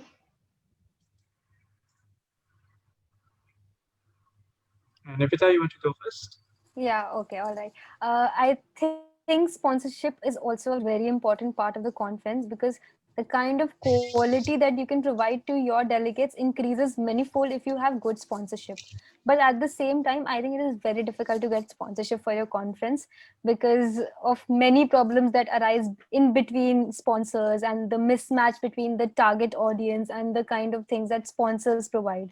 So I think for sponsorship, it is very ideal that you target companies that will be more interested in the target audience. Like for us, since we are a group of medical students, I think companies like Kaplan, Becker's, or Amboss are really good international companies who would be looking at sponsoring such conferences. Whereas national education companies might not be so much interested, since our audience group targets more of international students and less of local students as for the conference. So I think other than that, you can also reach out to companies like food, even the hotel or accommodation or transportation or even sightseeing. There are companies that even provide sponsorship for traveling. So I think just sit with your team, brainstorm wherever you need any resource. I think those sort of companies can be targeted for sponsorship. But again, we found it very hard to get sponsors for our conferences. Again, I think it depends upon the chapter to chapter, the kind of connections they already have, the kind of connections their chapter locally has with other organizations that are willing to help them with the conference. But again, I think reaching out to them and the sponsorship should also begin early. And yeah, as Marjorie is pointing out, on behalf of AMSA International, the chapters can reach out to the official partners of AMSA International for sponsorship as well. Oh, so to add on that, Marjorie says in the chat, on behalf of AMSA International, please let us know if any of you AMSA members want to connect with the official partners of AMSA International. So we will be more than happy to help you guys out. Okay, just to add up on the features, and let's just say in another perspective, our conference, we started without expecting any sponsorship. So our truth is that we start without expecting any sponsorship at all. So you've seen that we mostly emphasize on budgeting. So it's another skill. So for people who are interested, I believe but skill only budgeting based on wholly on the revenue without any support is also another challenging task. And I and both Mark recommended you to take a trial regarding that. I think it's easier without thinking that there's any sponsorship and to manage the money as much as you can with the money you receive only. That being said, to be honest, there are two types of sponsorship, which Navita has already covered. One is a financial incentive, and the second one is mostly equipment, inventories, or supplies that we could use that is not directly as a money. It's easier to target the second group, which is maybe a tourism, parts, or items of companies. We do receive some of them, but not much. For the financial one, to be honest, in this kind of the world economy, I do not believe that it would be a lot possible to reach for additional sponsorships with financial incentives, unless you have a very good connection with one of the companies that has a large budget enough that doesn't downsize in themselves. This is a more of a time perspective. So if you are holding 3 or 4 years later than this, when the economy is rebound, and then it may be possible in that case. But for now, I will be advocating for not looking at sponsorships for the moves, and it's kind of better and more challenging if you just manage with the money that you have by your own pockets. This also differs from context to context and chapter to chapter, as Navita has pointed out. But for us, I think it's easier to manage our own money than asking for, because sometimes the requirement of the sponsorship also has a lot of things to do, and you may not have enough time to process them. Maybe you need to write 10 pages of documents and you don't even know if they would give you the money or those kinds of things. So that's an interesting perspective. Basically, people who are interested in conducting these conferences need to make sure that they don't spend outside of their means or their initial budget. So as much as you want to target a lot of sponsors and prioritize them, I think one of the panelists mentioned it as one of the first 3 steps you do after you win bidding. You can't always rely on sponsors, so make sure that your budget is solid, even without sponsorships. Okay, so we move to the last question. This last question is actually special as it pertains to online conferences. Because of the current global health situation, EAMSC 2021 Philippines will be held online, a first in AMSA International history. So on request of our panelists, they are lending some of their time to the heads of conference of EAMSC 2021 so they can share some of their experiences on organizing a trailblazing kind of conference. Let me call on Jack and Abby from AMSA Philippines to answer these questions. Are you guys there? Yes, hello, hi. Okay, I'm so Jack. Abby doesn't anymore. So I'll Sorry? answer for both of us. okay. So the Abby questions. couldn't hear, yeah. Okay, so we only have Jack right now as the head of conference for EAMSC 2021. Hello. The questions are, what are the main differences when organizing a physical versus online conference? And what are the advantages and disadvantages of having an online conference format? Since you are the only one who will be able to answer this at this point in time, because all of our panelists have experience in organizing a physical conference. Yeah, okay. So well, just to start off, when we were planning and bidding for AMSA Philippines to host EAMSC, we actually had a physical conference in mind, but then because of the circumstances, then we decided that instead of just, canceling the whole event, we decided to shift to online. So I guess one of the main differences was that when we were planning and proposing for a physical conference, we all had to think about the logistics. That's a big thing that because of the online conference now, we don't have to worry about it anymore. So no more accommodation problems or sightseeing problems, as well as actually all of our hospital tours and community service engagements are gone. So now in an online conference, you only have your core programs to hold on to. So you have your academics and your social activities, as well as your cultural workshop if you do have. And then, another thing we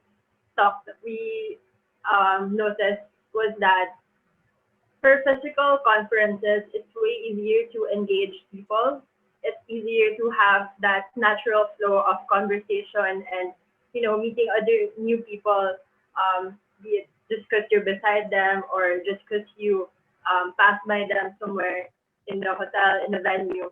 But online, that would be a harder thing to replicate.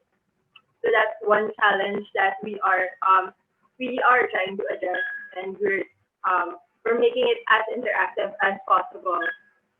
And then, another thing is that for online conferences, now you have to worry more about the technical stuff. You have to worry about Zoom and making sure that your internet is stable enough for the whole event to happen without any glitches.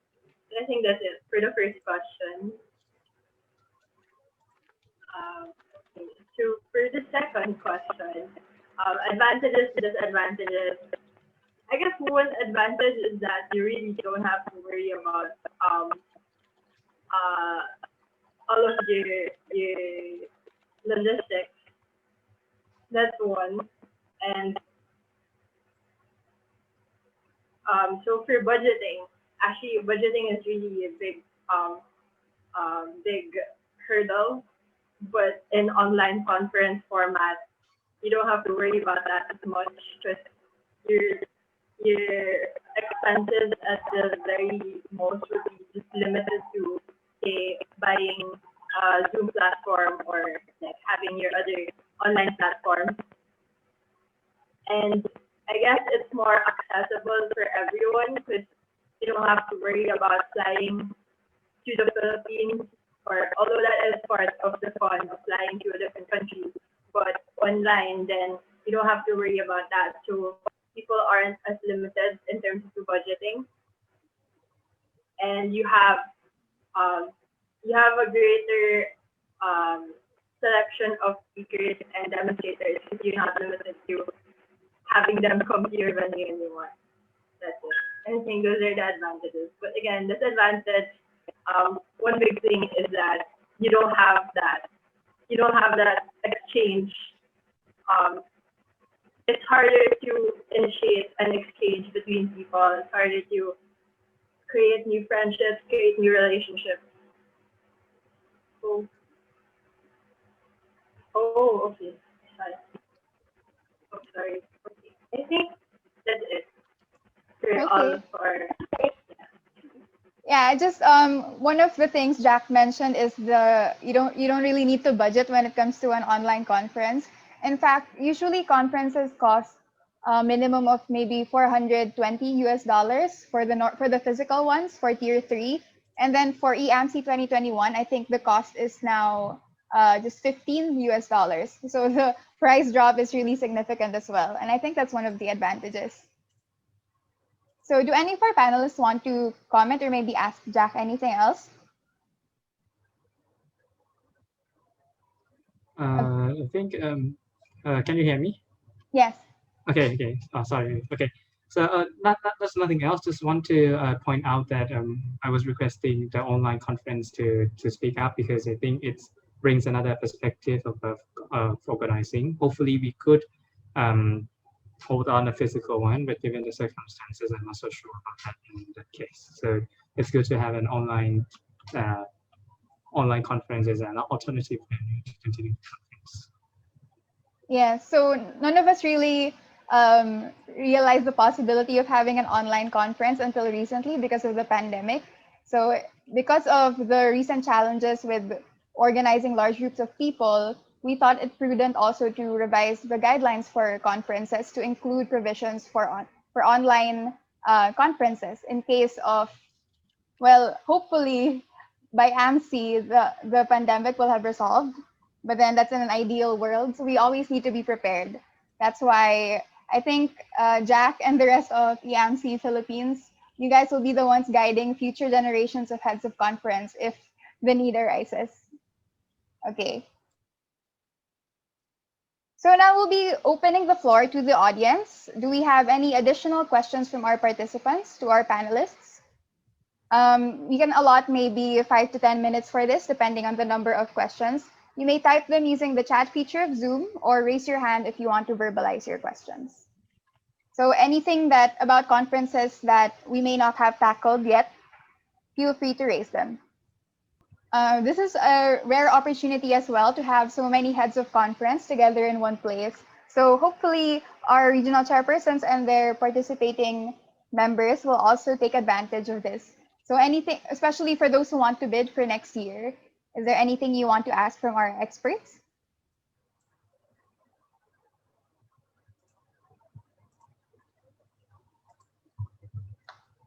Okay. So I'll give one more minute to wait for questions.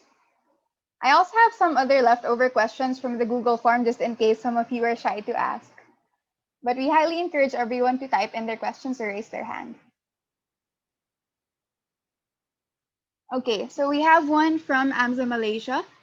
Hello, my question is, what kind of technical problems do you face and how do you handle it?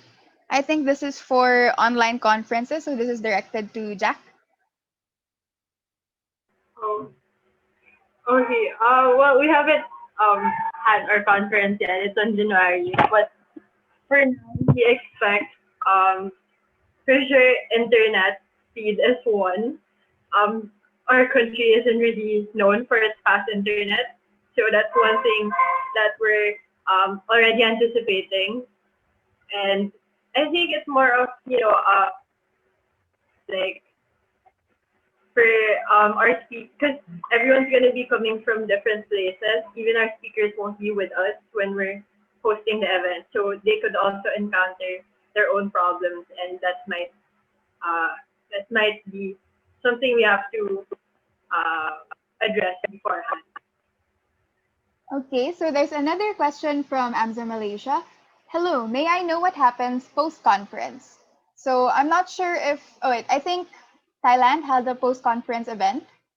So would you like to explain to our participants what happens during a post-conference? So there's two things regarding the post-conference. One I don't know which one you're meaning. The first one is the post-conference tour, which is addressed as PCT to others chapters. There's also other countries. There's PCT1. Nepal also has it, and I'm not sure regarding India. So the PCT is basically a retreat after you've done. So we bring delegates to. It was one of the waterfalls. I didn't directly. It was another team, like one of the quasi-independent team that they run by themselves. So the post-conference tour was held in the waterfalls in some of the western of Thailand. They're pretty fun, as far as I understand. It's a separate event, separate accounting, and also separate budgeting and systems. So it's more of another exchange program after the post-conference tour.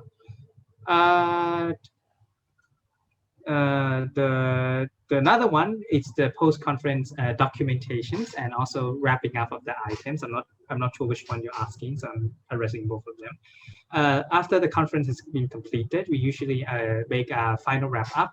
So usually we understand what happened, what went wrong, and we ship them into most of the verbal in order to improve most of the companies instead, above the organizations instead.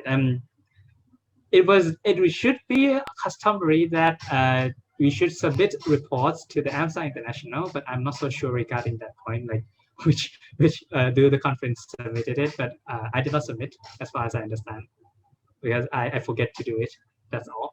But usually you have a conference report to submit, and also you have to clarify what happens, like how many summarized report, those things instead. And also regarding the GMs, you usually take them for a break, a dinner, or whatever you like. Yeah, I think you could clarify regarding the documents. I'm not so sure regarding the guidelines.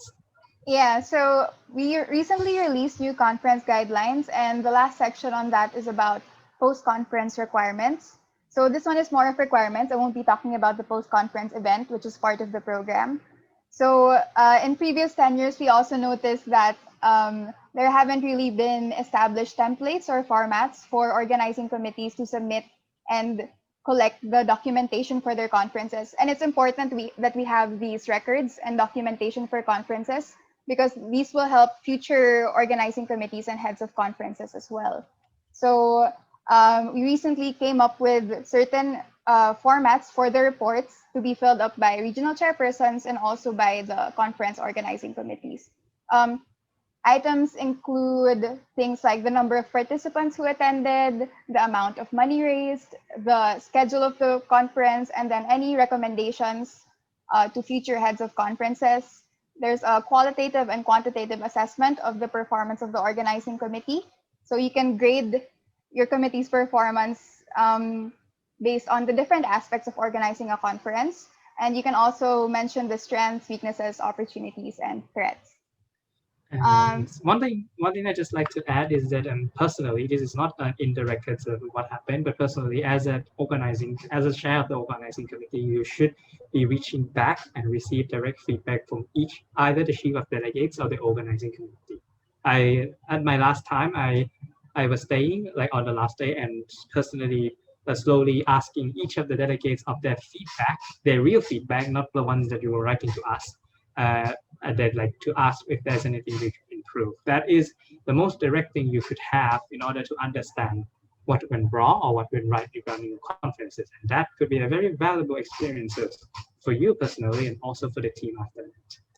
Yeah, so that's right. So aside from those post-conference requirements, we also have feedback mechanisms in place throughout the duration of the conference. So usually the conference organizing committee conducts regular meetings with the regional chairpersons and chief delegates, so they can hear firsthand their experiences about how the conference went and if there are things that they can improve. So it's not just at the end, so they can act on it while the conference is ongoing. So we have a few minutes left, so I'll ask last 3 questions from the chat. From AMSA Philippines, hello, I would like to ask, how important is building rapport in both the conference's organizing committee and also in the participants' groups? Any advice with how this can be done? So do any of our panelists want to answer that? More of building rapport, and this is like the social aspect of the conference to make it enjoyable for our participants. How do we develop the relationship between the organizing committee and the participants? I'd like to take up this question regarding building of rapport. I think one long-term thing that a person takes from the conference is the friends he or she builds during the conference, whether it's your group moderators or the fellow group mates. So I think building rapport is like a part of it happens naturally also during the as you are working as a part of organizing committee. And while amongst the participants group, they are going around in their groups with their group moderators. But I think as conference heads, I think it's very important that we develop the system in place so that the building rapport can take place quickly as possible. So that as soon as once you are comfortable with your organizing committee, the pace at which work done can be enhanced once you have rapport with your peers and the people who are working under you. Also in the participants group for group moderators, I think as what we did, we left it to the group moderators to make their groups more interesting by having ice breaking activities and already start having activities, online activities, or contacting their delegates in the group before from the conference. So I think these things can really help building the rapport both before, during, and after the conference. Yeah. Okay, so let's move on to our final question in the interest of time. By the way, if anyone else has any additional questions, you can send your questions to your regional chairpersons and they can message me directly so I can send them to the panelists. But for now, our final question is, I think this is for Jack. Hi, just wanted tips on making a conference interesting and fun if done virtually. Okay, so for our EAMSC plan, so one of the things we did was that we tried to make the GM groups smaller. So our ratio is smaller now compared to a physical conference. So it's around 10 people per group, so that it would be, people would have more pressure to talk and engage with each other. And then we also wanted to think of a lot of different games that would encourage people to, to join. I think that would be a good icebreaker because, it starts the ball rolling, and from there you can engage and talk to more people. And another thing is that the GMs would have to be able to start building rapport as early as possible. I think that's a really important thing for the delegates to be encouraged to participate more and join the activities. And we're also trying out to find different platforms that would encourage more participation rather than just sitting down and looking at the screen. So we wanted to just to branch out. Okay, so there are many things to look forward to for EAMSC 2021. I hope everyone applies and registers. Yes? I just want to add on regarding the online part. So basically, you'll be missing out the opportunity to stay together, that means the whole cultural part would be substantially reduced. And also, the point that is you might need a repositioning of how would conference really wants in virtually, because you might need to emphasize a little bit more about academic to make it more fun, to make sure that these are universal enough to not require an in-person meeting. And the problem with using a virtual one would be timeline. As far as I've attended other conferences virtually, the concept of time becomes very more important. So at 7 p.m. in Thailand would not equal to 7 p.m. in other countries. So that means for England, suppose in UK, that would be a switch of nearly 6 hours or 8 hours, whereas like a midnight in Thailand would be like 1 a.m. or 2 a.m. in Philippines or in Australia or in New Zealand. That is a pretty hard thing to control because it depends on time, whereas like in normal conferences, you could just jump directly into it. Make sure that that would be something that you would keep in mind regarding that. But you would be happy not to care about the accommodation, the food, the transportation is the most boring part, the most problematic part of holding a conference. But as I said, it would have other challenges instead. Timing, the academic conference, the quality, the topics that you will be choosing. And because it's an online platform, that's also another hard part to do it. Internet connections is also one of the most problematic problems I've ever seen. Like people are quitting because the internet just gone haywire due to unknown circumstances. That would be my contribution regarding the online ones. Thank you, Mr. Ham. So thank you for all our panelists for your amazing answers, and thank you for all your wonderful and interesting questions as well, audience. That ends the first part of our session. We hope that it was informative and will prove useful when planning for future conferences. So now we'll take a short break and then come back for the second part.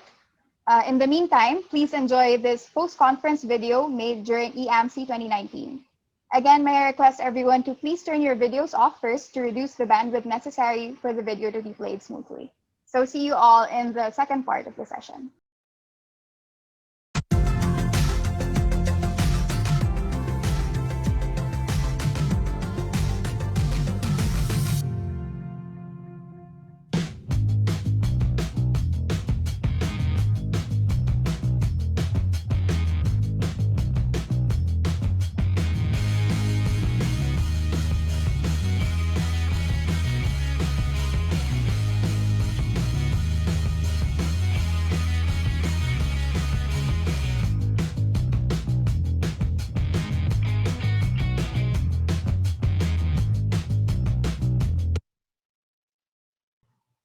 Okay, so is everyone back to the plenary session? Okay. Hello, welcome back everyone. I hope you had a productive discussion with your group mates. Please make sure that you have chosen your representatives for the next part of the session. For the group presentations, I'll be flashing the given SGD scenarios on the screen, and there are 2 groups assigned per set of scenarios. When your group number is called, the group representative should use the raise hand function, and I'll call on them to share their group's answer. Again, when your group number is called, the representative must use the raise hand function and they will be called to present. Also, if you need to share your screen, just let me know. I think it's enabled for all of the participants. So let's take a look at SGD scenarios set A. Item number 1, create a catchy subtitle for conferences with the following details. EAMSC 2030 with the theme Stigma in Healthcare, and AMSC 2030 with the theme Leadership and Governance in Health. And then the second item would be to create a seat allocation for a conference given the following details. So let me call on Group 1 to present. Hold on. Please raise your hand, the representative of Group 1. Oh, wait, is this... Okay, yes. From AMSA, Hasnain. Am I pronouncing your name correctly? Yes. Okay, are you the representative of Group 1? Yep. Okay, please present.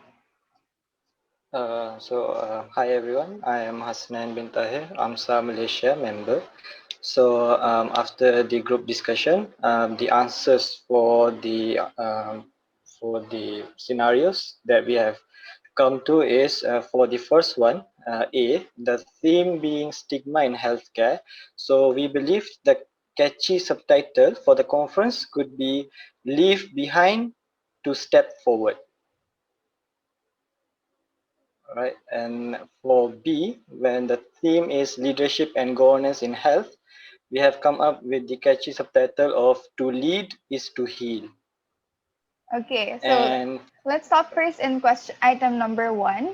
So right now we have Dr. Navita with us, and Doctors Mark and Mr. Ham will catch up later. But the audience can also give their comments if you want to in the chat feature of Zoom.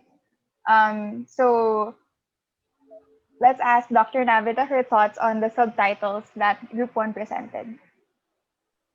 Okay, I really like both the titles. Leave behind, step forward, and to lead is to heal. I think in my both are very good subtitles for the conferences. And one thing I think which they have already kept in mind while designing this is that the subtitle should be short for the conference, so that while you are designing your programs and publication materials, so that you can use them effectively and the message gets across in much more effective way. So I pretty much like both the titles. Good job, Group 1. I agree. Also, they managed to convey the theme very well. So that's a Yes. creative spin. Yeah, applause. Okay. And then for item number 2, please share your answer. okay, so for item number 2, in which we are supposed to create a seat allocation for conference, in which the maximum number of participants were 50. So to present it, I'll just read through all of them at first. Chapter A, in which they have not attended any of the conferences before. Chapter B, in which they usually send large number of delegates. Chapter C, in which they allocated few seats, but they are interested in sending more delegates. And Chapter D, in which they have received many awards during the previous tenure. After the group discussion, we have come up with the conclusion that we will stay with the status quo, in which Chapter A will get about 5 delegates because they are still new, and it will be enough of an exposure for them for coming up back again in the next conferences. For Chapter B, because they usually send a large number of delegates, so we will give them about 20 seats. Because we can, most probably they can fulfill all of the seats. For Chapter C, because we will give them 15, which will be the second most, because in the we also want to allocate their interest in sending more delegates. And Chapter D, we believe that 10 will be enough, because receiving many awards doesn't really play a big role in getting a lot more delegates to come. Okay, so do we have comments from the audience or from Dr. Nabita? So a slot allocation is one of the first things a conference organizing committee has to take note of when starting registrations. There are a lot of members to consider in AMSA International, and of course, you want to allocate seats to all of our members. But there has to be a basis for choosing which members get more seats and which members get a fewer number of seats. So this item is just meant to test what things a conference organizing committee would consider. Okay, so here I would like to tell everybody, like as most of you might know, that there are two sets of registration. There is an early registration and there is a late registration. So in the starting, you need to decide how many seats you need to allocate for the early, for the late, and amongst those early and late, you need to then designate them to different member chapters as per the scenario that has been given. So a suggestion would be to also measure the finance that is related to the early registration and the late registration, because there are two things that you need to consider here. That late registrations are slightly more expensive. It's $20 higher, so you get more money from the delegates in late registration. But at the same time, if you get more registrations in the early part, you get more money in hand to book various venues and to like for the prepayment stuff. So that this balance has to be there when you are considering about delegating your seats.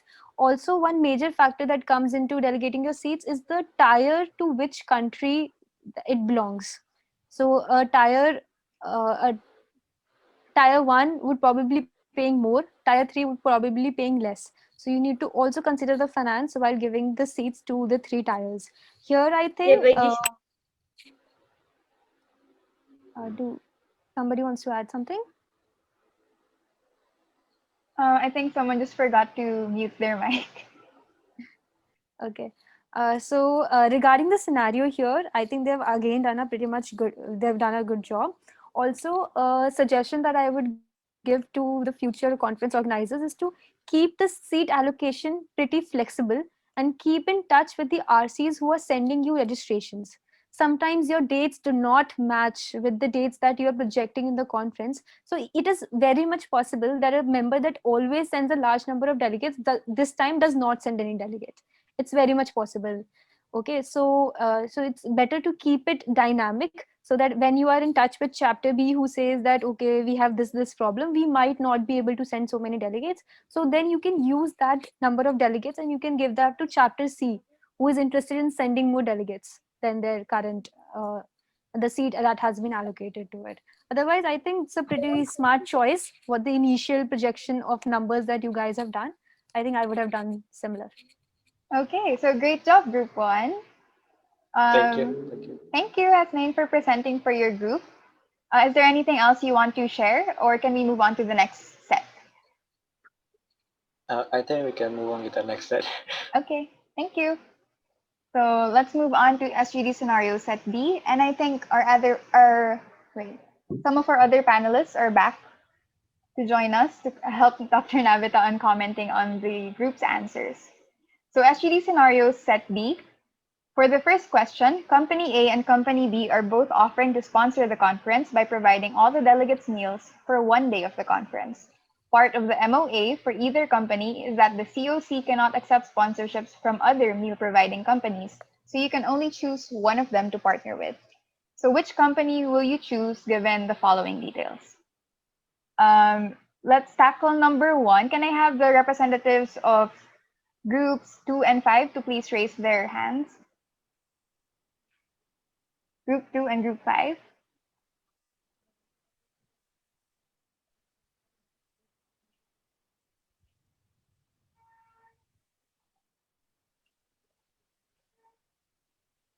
Okay, so we have one. Oh wait, he disappeared. Asmita. Hello. Hi, Hi, from what group are you? I'm from Group 2. Group 2. Okay, let's wait for Group 5.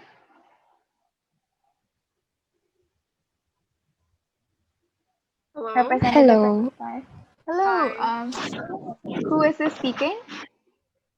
I'm Yan Yan from AMSA Macau, but I don't have the PPT with me.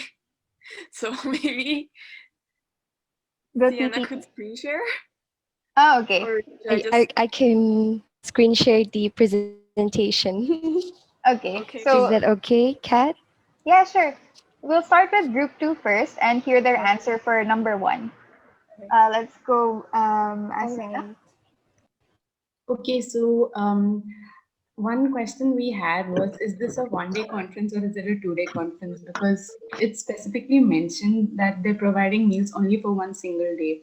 So considering that, if it's a single day conference, which I kind of doubt it is, but if it is a single day conference, then we would probably, and knowing the schedule that the whole day is busy and there's a lot of venue shifts and everything that's happening, we would probably go with company B, but also try to negotiate with company B for a vegetarian option and to see if there's an option for vegetarians, because this company B provides, even though it provides packed meals with protein and it's well balanced with carbohydrates and vegetables, there is not a vegetarian option and there is no halal option. So we would try to negotiate with company B.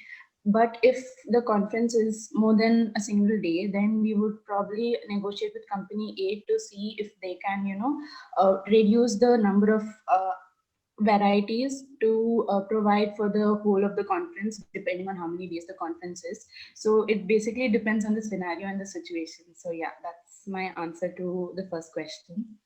Okay. Thank you, Asmita. Let's go with group 5. You can share your screen.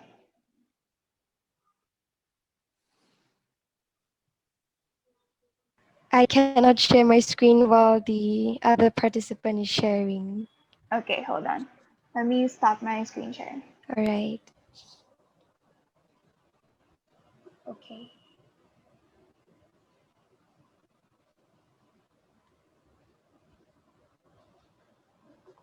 Okay, we can see your screen. Oops, what's this? Oh, this is for question 2. Okay. Oh, wow, you made Google Slide. So Oh, wait, I'll no, this explain. is So what for we question will do. number 1. Question number 2. Oh, no, let's hear your answer first for question number 1. Okay. So for question number 1, we will go for company B. Reason being, the conference day, it will be packed with mixed plenary, multiple activities, and there will be changes in the venues. So packed meals will be more convenient. And my friends, when we had our discussion just now, they suggested that dietary preferences from all delegates should be collected prior to the conference, because from the menu options, they had 3 types of protein and they didn't have any vegetable options or for vegetarians precisely. And then cupboard, I'm sorry, the packaging materials used was not that eco-friendly, so probably we can have reusable utensils.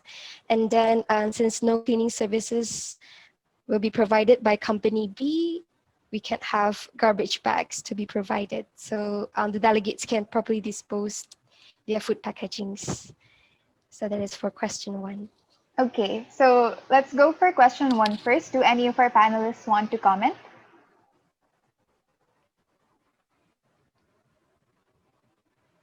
I could, since Navita has already covered 2 of them. I'd be happy to glad to take over for these 2.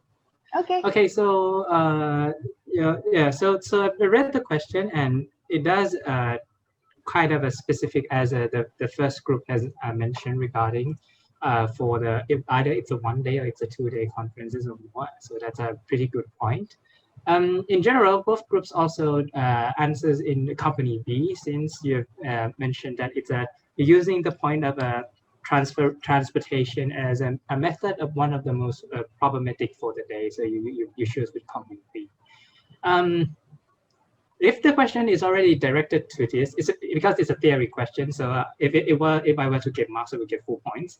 But in practical points, there are 2 things that you might need to consider more. So in real world applications, the first thing is it's highly possible that they would only provide meals, but I think you could also negotiate the MOU, the memorandum of agreements, to be more broader in terms of context. It's kind of weird a little bit if they only wanted to sponsor one meal of the part instead. It usually comes with bundles or packages that you could apply to other maybe other menus or other meals also, that you could also enhance the value of the sponsorships. And the second point would be to understand more regarding why would company A and B wants to sponsor us. If it depends on the context also. So because it's a paper based, so you're both right. But can buffets be provided in other cases instead? Since MOU said they won't be able to accept sponsorships from others. In theory base, it is good to pick B, but as I said, practically, I think this clause is kind of pretty rigid. In order to, only circumstance for this would be usually sponsoring for main plenary sessions. That would be the only one that I think this clause would be make sense. But for the rest, I don't think so. So you could think it broader for and more context in a practical approach. But other than that, I think I just want to offer another viewpoint instead of because your answers is already good enough for me. Thank you. I would like to add here, I think one more factor that you guys should have taken in account is the time that it takes for delegates to eat the food. For buffet, it is definitely more as compared to the packed boxes. So if your day is so jam-packed, so I think, yes, packed boxes would be more convenient. But again, you need to negotiate on the vegetarian options, the portion size, how much food they're providing into the box. Is it enough for delegate? Whereas in buffet, they will have the option to eat as much as they can. They won't in a box. So that needs to be also negotiated about. The meat should be halal and both types should be provided. And the most important, the hygiene of the place where it's coming from, the food. We do not want our delegates to fall sick. So yeah, these things should also be taken into account. Just mention Anavita's point regarding time. Because this is another point of view, not from the delegate's point, but from your staff points. In buffet style, it's easier to manage. It's just a one place of coordination. In packed meal styles, as you are delegating your tasks to GMs and also your food staff. You might think in account that whether packed meals would be viable options to distribute in a very short amount of time. Because given the context that you will be busy day with menu transfers, it's kind of hard to travel items, foods from the food where they produce food via the transportation to the items. Take that into account when you apply these concepts into real world. Sometimes the food staff may don't have the convenience to produce this much large amount of packed meals and can ship them efficiently to each of the delegates. I have a case study from my own conference that I think we forget 1 or 2 buses of snacks because it simply don't have enough men to take cover them all. If given the context that it's a similar to company B context in this case. So make sure that you could efficiently distribute within ample time and ample quality, as Navita mentions regarding the quality of the meals. Okay, so now let's move on to question number 2. Since group 5 is already sharing their screen, we'll start with you guys. Can you please present your answer to the case? Oh, wait, by the way, hold on. Can you please read out the case? Because I can't share my screen right now. So that the other participants know what the case is about. Okay, so on the conference day, 2 of the group moderators from group 7 suddenly had an urgent matter that they have to attend to, so they couldn't facilitate the group for the half of the day. So what should we do in this situation? Okay, would anyone else from my group want to present on this, or probably we can have Dominic from AMSA Singapore, or my Sure. friend Yep, from sure. Macau. Yep, sure. So we will relocate the 25 delegates from group 7 to the other groups. The rationale being that it will be easier to shuffle the participants than would be to shuffle the GMs, because like if you shuffle the GMs, you will end up with a situation where you have one GM to 25 participants, as compared to if you just shuffle the delegates, then you will have like the ratio won't be so like messy lah. Yeah. So the idea was that we could pair the delegates from group 7 up, then we will reshuffle them to the other groups just for the day itself. Then we'll just inform the GMs of the receiving groups that they will be adopting 2 people from another group, and to take note of them lah, in case they get lost or they don't recognize their own group. Yeah, that's all. Okay, let's hear from group 2.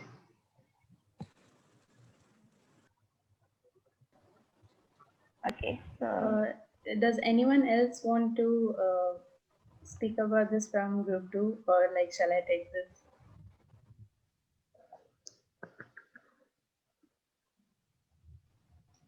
Hello. Yeah, go ahead. Okay, all right. So what we discussed in our group was that to have like, since the group managers of group 7 have unexpected matters only in the morning session, so we decided to have like maybe ask the other group moderators, since they have 2, maybe ask one from the other groups to actually handle this group 7. But we should also consider like what activities they're having, because for example, if they have academic activities, maybe they need to only be in one place. So it's fine to have them, the other option would be like to have the group 7 split into a few groups, like split among themselves and join the other groups. But this one needs to consider like if the activities are academy related, or is it like somewhere that has to go further away, like to be separated, because since the group is only missing the group moderators in the morning session, maybe we need to have them reunite back in the afternoon session, for example. So it's only best to have them split only if they have like academic sessions that only requires them to go to group in one place. So yeah.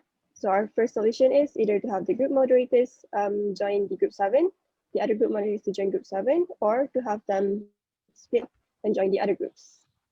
Okay, thank you groups 2 and 5. Which of our panelists would like to comment on their answers? All right, I'll start first. Okay. Okay, so good of the latter group of thinking, the definition of the question, that depends on the activities. I concur with that it really depends on the activities whether we really need GM. So what we have here is 2 groups have 2 different school of thought, right? The first one is to circulate the GMs, while the another one is to circulate the delegates. Both of them are not wrong, of course, depends on the context, but I'd like to start by approaching more of a wider scope. So the first thing that it should not happen is 2 groups with 25 delegates. That is something that should not happen in the first place. So if this case was assigned like this, so at the start of point, you know that 2 to 25 is too small groups to handle. That should not happen. Okay, so fast forward to the point that it was the day. So this is only for one day. Depending on the activities, maybe scattering the GM group may be also a good strategy if it's staggering in one place. So it doesn't matter, right? It's just listen to whatever the speaker is saying. So it doesn't need to even relocate any of the GMs. In real life context, we do have that point, which is one of the academic sessions in Thailand. GM were down to, we have 60, but our GM was down to 20. But fortunately, it was just on the academic activity, so we just let everyone enter the room and stay there. And for the other side of scattering of assigning GMs to substitute, I think there's also one regarding cultural events when one of our directors shuffled instead. So instead of using GMs as a substitute to other groups, I also would like to propose that even directors can also be assigned as GMs if they have the capacity to do it. Keep in mind that in a conference, at one point, there's not an event that all of the directors are being chosen to do their work. Sometimes maybe it's the food staff. Sometimes it's maybe it's the logistics staff, the accommodation staff. Mind you, this is in the morning, so accommodation staff doesn't have any work. You could also substitute them as a spare staff. Also, I even myself, I've been once, I think, substitute as a GM, handling where we were going to the Grand Palace, and I helped them let the people flow. There's also the point that you could also sign in. For this kind of question, my answer would be depend on the activities and depend on the manpower you have. You are both right if given the context you have been plotting. Thank you, Mr. Ham. Does any panelist want to add? Or shall we move on to the next? I think in my view, I think dividing the group into many groups would be more difficult. Plus the group bonding of the group will also suffer. So like since they would have to gel together with a new group on one particular day, I think it would be better to move around the GMs or the other committee members, as Ham said. And also I think one thing for troubleshooting that needs to be taken care of well ahead is to have a certain amount of people on standby. Like we had this group of general volunteers in our committee. So depending upon the day and what like time to time tasks, we used to give them new tasks depending upon that. So we had a general pool of volunteers for such unanticipated problems that could arise in our conference. Yes, I think that the point is stressed regarding Navita's point of having a spare staff is very crucial. We do have spare staff starting from the above to the below of the whole hierarchy. I think even you are the chairperson, it's better to have someone assisting you as the assistant to the chairperson, since you will be delegating tasks that you never thought of before you've seen in the real place. I think it's very crucial if you do have that point. Our GMs also have spare GMs, which is kind of funny because there's a spare GM. So as Navita mentioned, I think an additional task or staff would be also be best. So just make a broader context. You might need to shuffle some of them, but as I told you in the first place, 2 per 25 is too little. Regardless of whatever conference you are constructing, I think it's too little. Okay, so thank you to our panelists and thank you to our presenters. Let's move on to scenario set C. So for scenario set C, the first item, it's another day of the conference and your 200 delegates are scheduled to visit 3 cultural spots. The first spot is a theater where the delegates watch cultural performances. Unfortunately, the program ended late and the remaining time is enough for the delegates to visit only one more cultural spot. The 2 remaining spots are in opposite directions from the theater. How would you manage the situation given the following details? Let's call on the representatives of groups 3 and 7. Please turn on your videos and introduce yourselves. Okay, so we have one from AMSA England, John. What group are you from? I'm from group 3. Group 3, okay. Let's wait for the representative of group 7. Please raise your hand.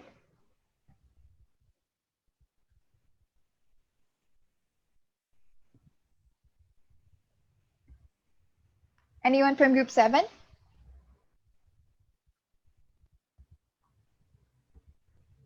Hi, I'm the rep for group 7.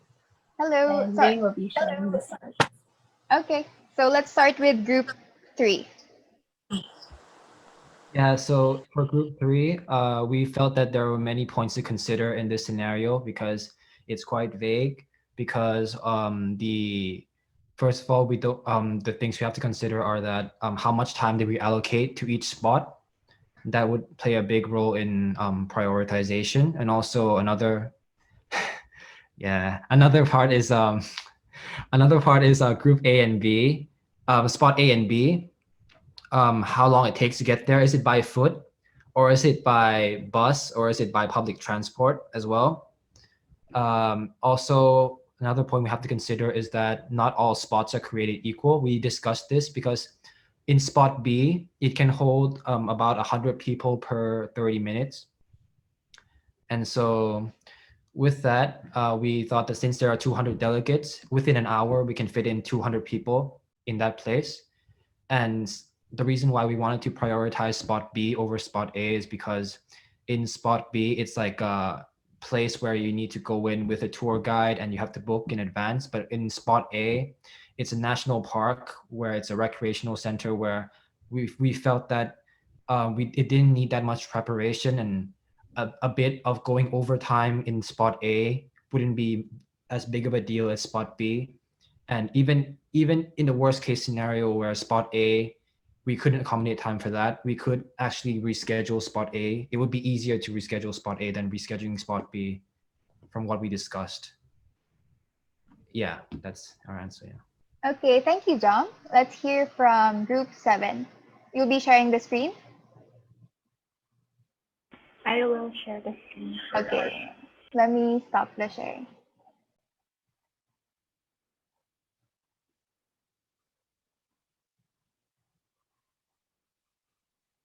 Okay, your slides are visible.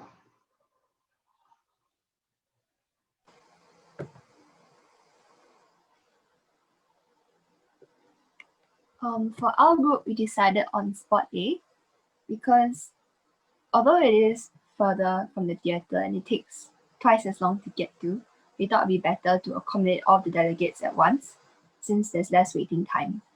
And there's entertainment too, shops and food stalls. And importantly, during these COVID times, it's a spacious outdoor area so it can prevent infection. Okay. We didn't write it here, but there is we did consider the possibility of if asking some groups if they have a preference for B over A. And if there's a small number of groups who want to go to B, they can go to B because venue B can take up to 50 people at one time also. And that's our answer. Yeah. Okay, so let's hear from our panelists. Is Dr. Mark here or? Hello? Dr. Mart will be joining us later. I suppose he has a bit of a shift. Okay. Running. So which one of the two panelists would like to answer first? Good go.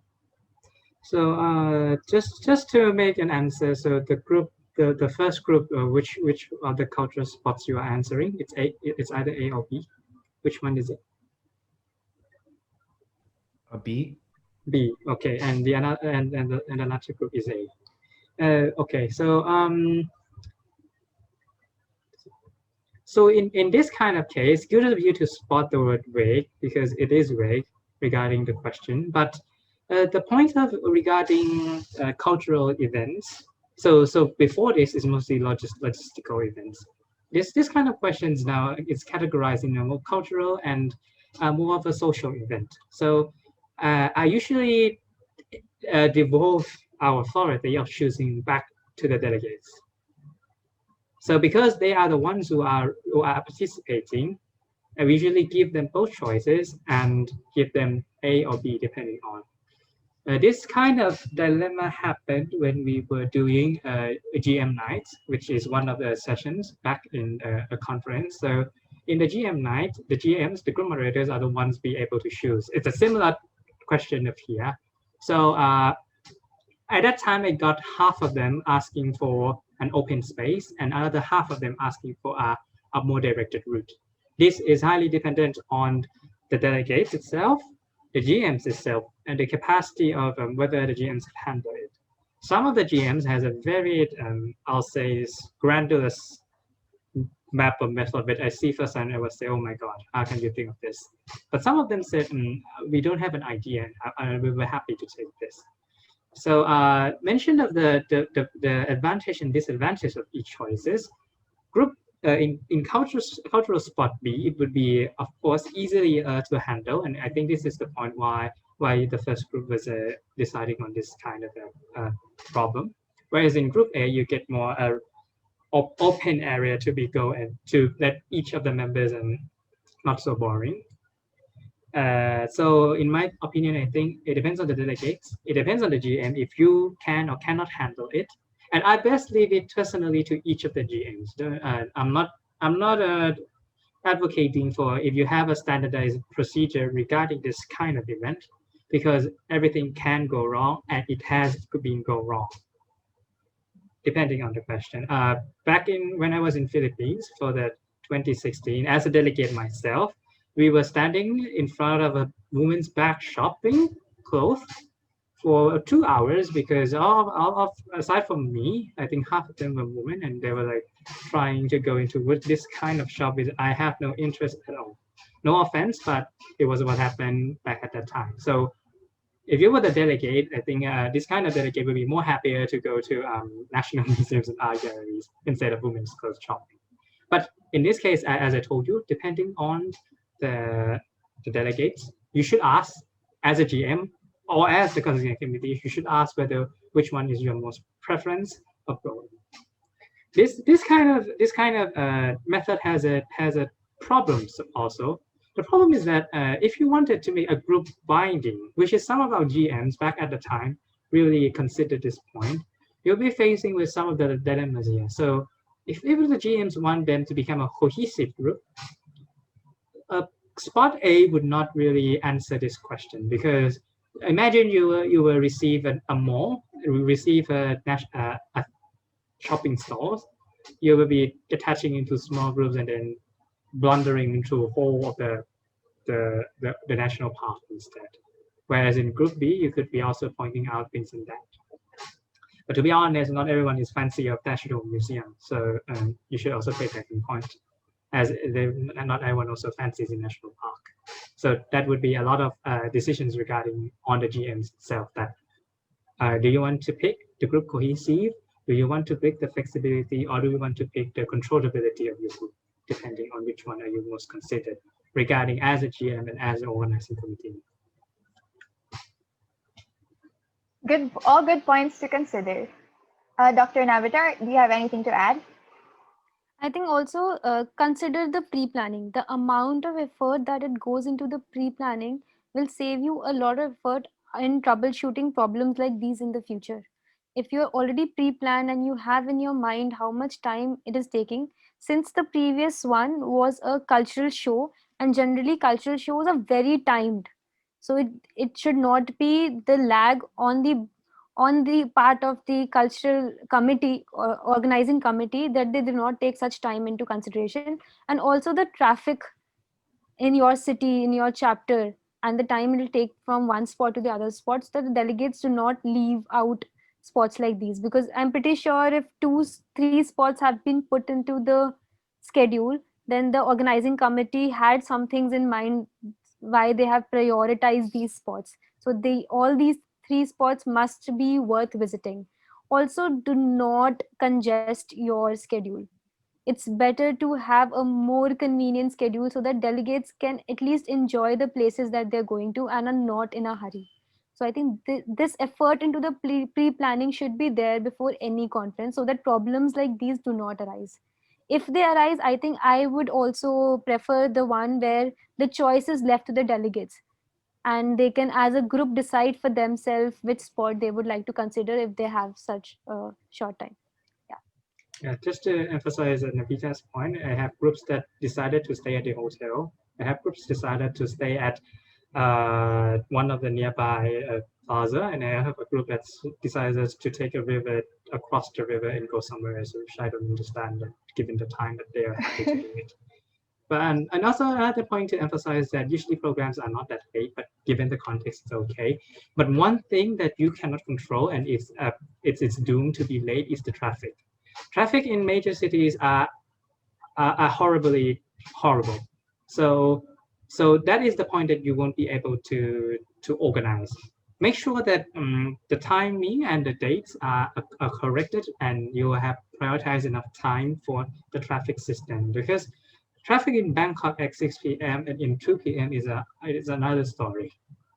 at 2 p.m. you could be like 50 minutes and you could be out of town, while in 6 p.m. you could be 2 hours and you still be not out of town yet. So it really depends on the traffic. But as Anavita has mentioned, most of them are organizable, and pre-planning is also very useful in this kind of context. Okay, so now let's move to item number 2. Since group 7 is already sharing their screen, let's begin with you. Can we go back to the, I think you have a slide with the case. Okay, so this is the scenario for item number 2. The delegates for the conference are divided into 25 groups. Your documentation team for the conference is composed of only 10 people. How would you maximize your documentation team during conference activities where the delegates are split up into groups at different locations? Let's start with the answer of group 7.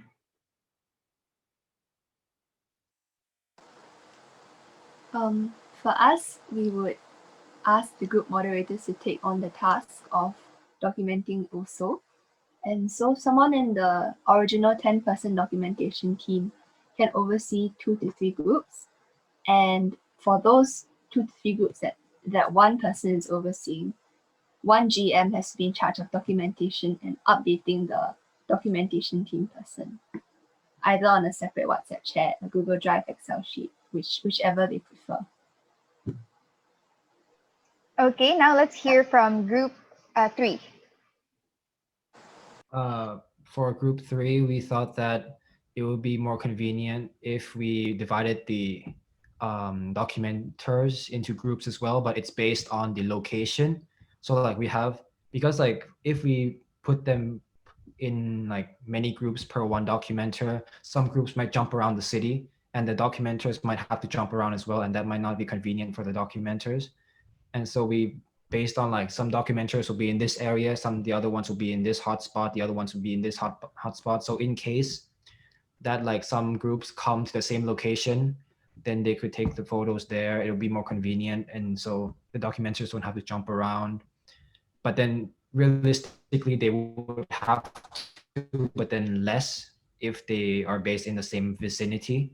And based on that, there could be some organization in the group chats as well, on like the GM saying that, oh, I'll come here, I'll come there, and then like the documenters saying that, oh, I'm in charge of this one. Does anyone want to come here? Things like that. Yeah. Okay, thank you, group 3. Let's hear from our panelists, starting with Dr. Nabita.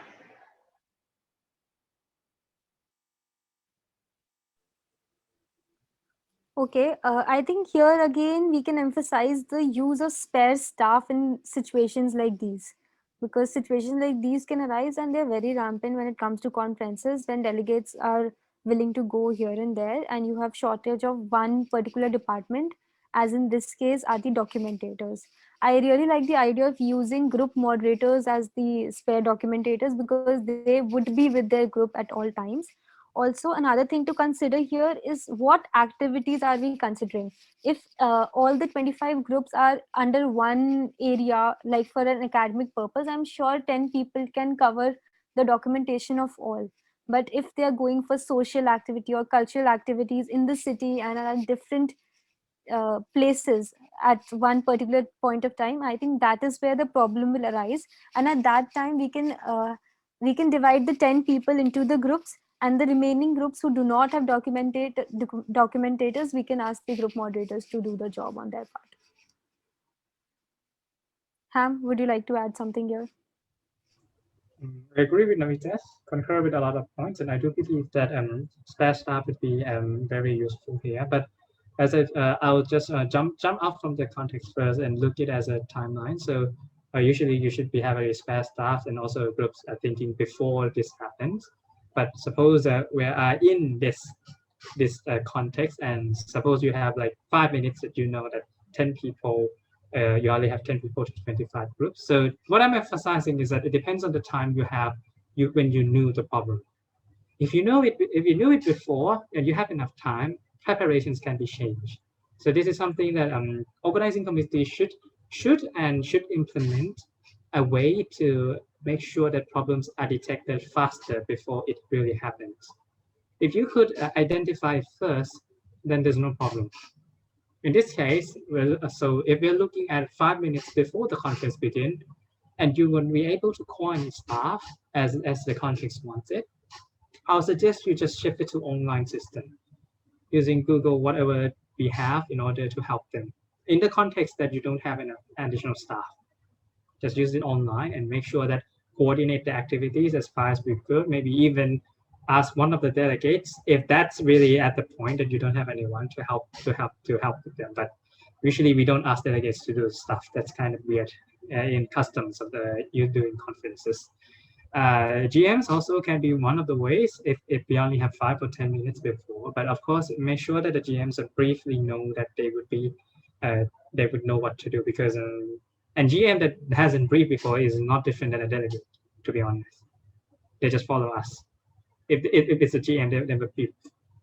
But if you have an ample time of preparation, let's say 1 or 2 hours, then you could call spare staff, whatever staff you have, to help them and help the organize. This question I'll answer based on what time is the problem discovered and what resources do you have, as I've stated as in the past. I think that that's all. Navita, you want to add anything up? No, I'm pretty good. I think this covers it up. Okay, thank you for your presenting groups 3 and 7, and let's move on to our last set of cases. So SGD scenario set D. The first item is to allocate a budget in terms of percentage among the following aspects of a conference. And the second one is, what types of academic competitions will you hold given the following themes? Let's call on the representatives from groups 4 and 8. Oh, and Dr. Mark is here just in time to hear their answers. So please raise your hand, representatives of groups 4 and 8.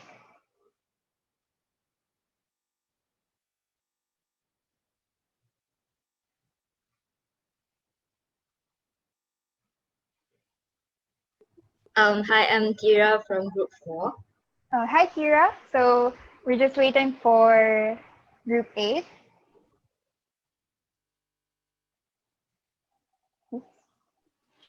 Hello. Hi. Hello. Oh, okay, so Priyansh for Group 8. Am I audible? Yes, we can hear you. So let's start with item number I'm 1. representing for Group 8. Okay. Let's start with item number 1. Group 4, please present.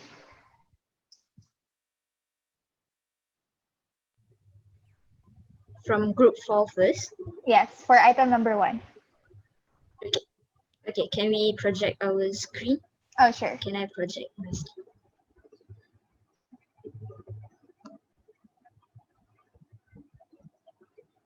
Right, for this one, for number 1, so me, Mina, Ruby, and Charles, we have decided to just put a scenario and assumption so that it can make our discussion easier. So for example, the conference is to be held in a city with good transportation. Venues are located in the host university, and then university is willing to waive the venue booking, equipment rental, and etc. And then accommodation will be at a hotel that will be close to the venue also. So this we will have to work with the hotels or also possibly university hostels for discounts and also sponsorships. So for the budget percentage, from our previous scenario, so we will put accommodation for around 40%, transportation for around 5%, food and catering 20%, cultural tours and tickets will be 10%, and then venue rental, decoration and equipment will be 10%, speakers honorarium will be 5%, and emergency fund will be 10%. Okay, let's hear from Group 8 for your answer to item number 1.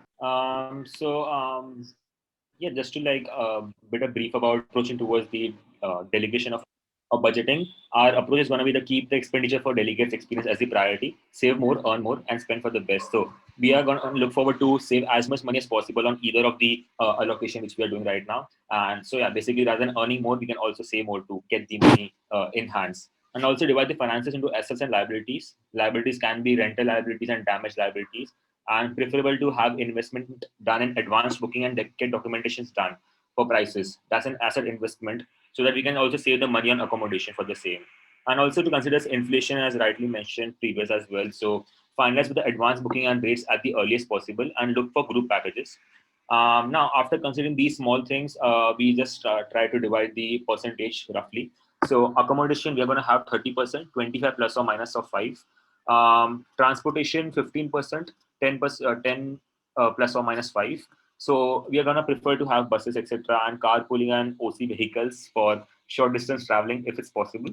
And then food catering for 20%, 15% plus or minus. And I'll just touch on the sponsor part afterwards. So which is going to influence our budgeting. So yeah, cultural tools and tickets is going to be 10%, ranging from 10 to 15%. Venue, rental, and decorations. Decoration can be given by the hotel, depends on that. If it's a very good hotel, probably. So yeah, considering that, equipments 10%, having a range of 10 to 15%. Speakers honorarium becomes 5%, and emergency 10%, which has no negotiations. It cannot be reduced at all. It needs to be consistent because we never know when an emergency comes up. So that's consistent. And now, before even budget allotment, we also need to target the sponsors, as rightly mentioned. So our priority sponsors are going to be food catering and the venue rentals, for instance, if it's by the institutions, or decorations and equipments can be given by the sponsors as well.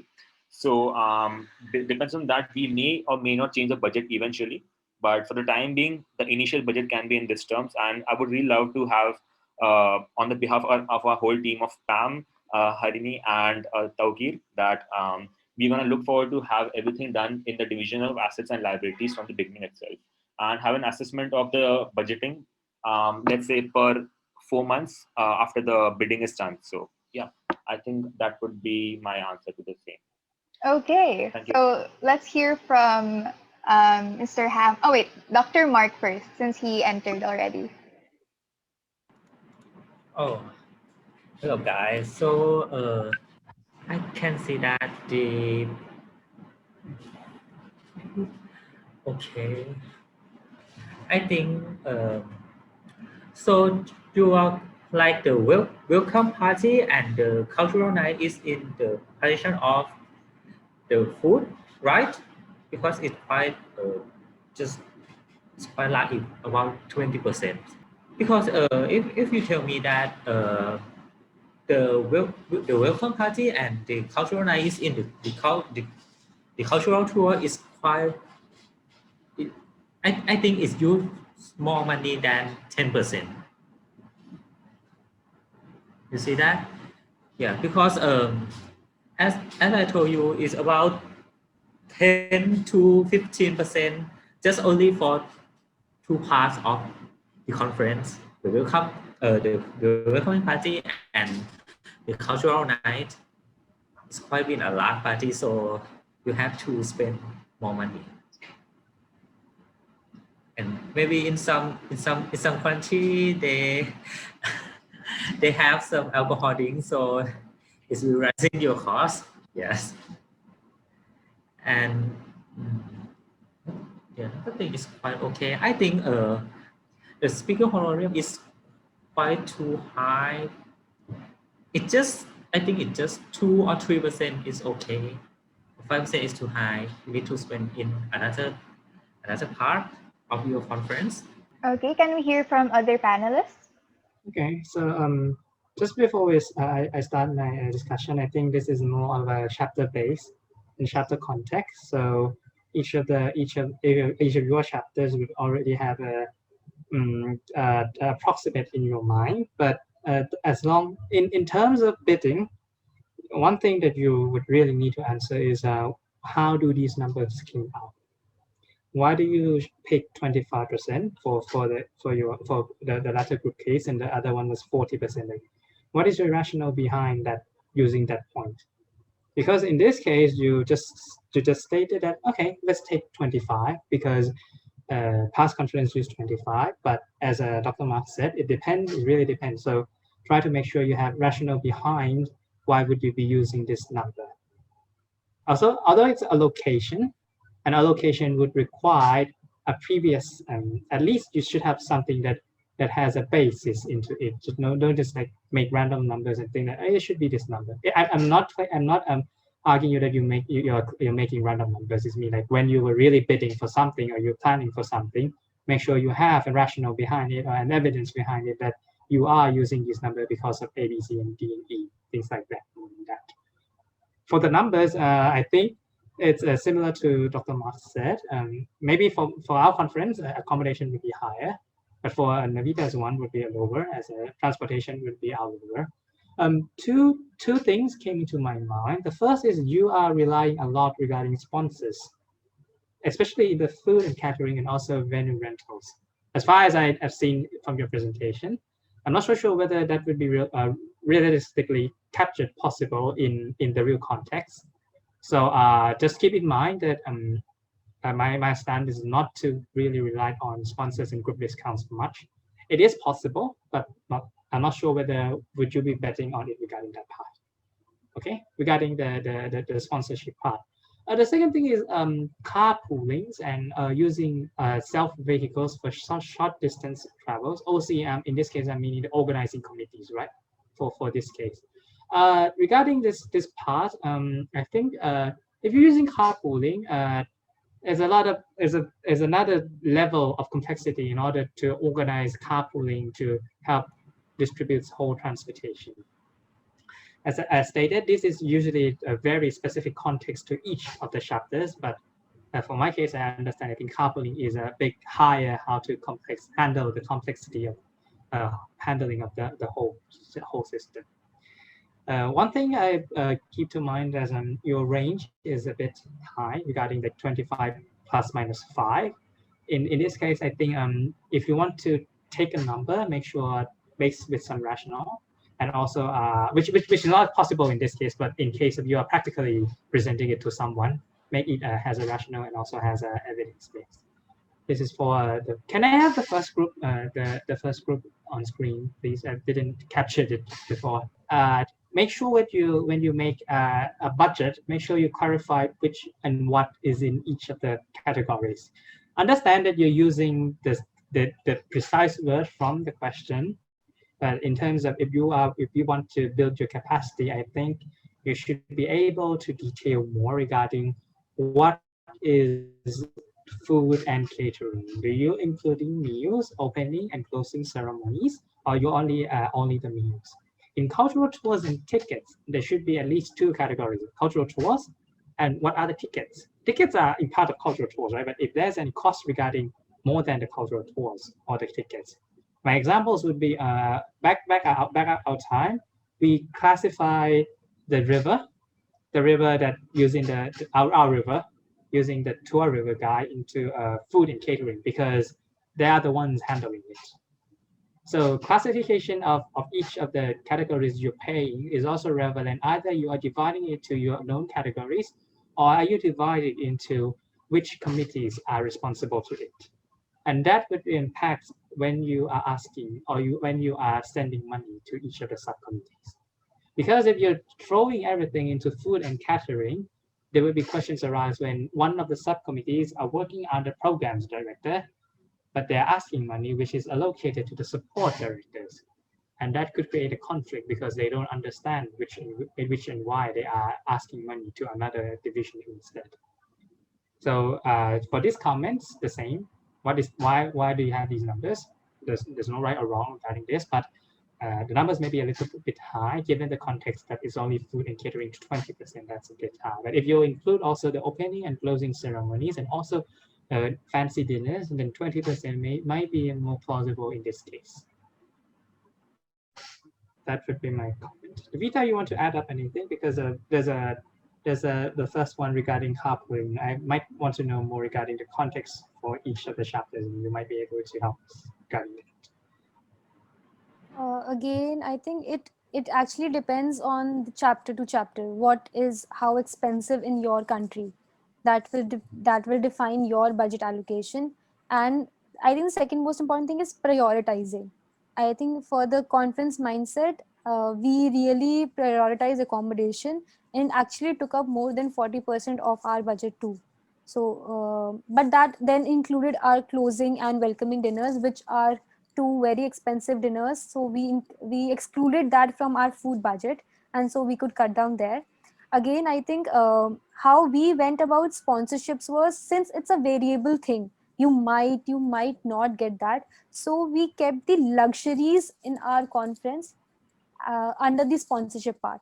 So when we set out, we wanted to do the bare minimum, the essential as part of our conference budget itself, so that we are not heavily relying on sponsorship to cover even our basic parts, but to make our conference more lavish, like having videos or having more decoration at the venues. That was the part that we left out on the sponsorship part, and even the merchandise that we were giving to our delegates. Since if we got more sponsorship, we'll give more merchandise to our delegates. That was how we thought about going it. Otherwise, I pretty much concur with the kind of percentages the both groups have come up with, because this is the sort of thinking that it goes into while bidding a conference too. Also, I think it would be really helpful for countries who have already hosted one such conference. Do reach out to the head of conferences and take their feedback on the budget, how much they projected versus how much in the end they ended up spending on those different departments. And for countries who are new, who would be, for whom it's the first time that they would be doing it, I think again you can reach out to the country of your same tier or with the similar cost structure, and ask them for the feedback of how much they ended up in spending. So I think that would give you a good idea at the time of bidding. So just to emphasize Nikita's part and evidence, that's the evidence I'm looking for. So any past conference documentations on your chapter or on a similar kind of chapter would be very extremely valuable to us. This is what we have found. So the numbers that we came up, to be honest, we don't have an evidence because our conference was like 10 years ago. So we don't have anything to back it up. That was a pretty bold move in thinking right now because we don't even know. And the second thing that I would like to emphasize from Nevita's point is after you constructed a budget percentage, make sure you construct a revenue percentage also, and make sure you match it. How many percentage of it would it cover in each of the categories? Make it so if you're asking full revenue, so how would this full revenue transfer into your budget? Would accommodation be wholly paid by which part of your revenue? Because in this case, maybe the decoration could be split into two parts, the basic one, as Navita mentioned, and a more luxurious one, which you could acquire from sponsorships. Make sure you make these two budgets, the revenues and the costs, equivocally, that it has a linkage between these two of the spreads. You will be seeing a lot more larger understanding of how the budgets run when you're really getting the tools to the ground and building it up. To be honest, building a spreadsheet, a budget up is pretty much harder than it seems when we're speaking. And I'm sure Navita will concur with me regarding that part when everything has a little bit and it becomes like, okay, this part, where should it go? And this part, why it's still there? And do we subtract this part, things like that? Yes, I think I agree with Ham here. A lot of things actually change when you are actually doing that. So much so how the change of purchasing power parity changes between different countries into early and late registrations, which is almost 2 months apart. Even that imparts a lot of difference to the kind of budget that you are looking at. So also one thing also that helped us was we made two budgets. One was the overall budget for the conference, how much we're spending where, and one really helped us. We had a per delegate budget. If a per delegate is paying us so many dollars, then how much of that fees are we putting on that person? And here you realize there's some expenditure which is fixed per delegate, like accommodation, the transportation, the food. Whereas there is a fixed budget, like the venue budget or the decoration budget or the speaker's honorarium budget, which will not depend upon the number of delegates that you are getting. I think that that separation also helps you in deciding your budget and planning ahead. Yeah, just to emphasize Navita's points, I think the fees, the budget per delegate can also shine up some of the interesting insights. One of them that I mentioned to mind is the food. Food is a variable cost depending on the quality you're spending and also the amount of delegates you're spending.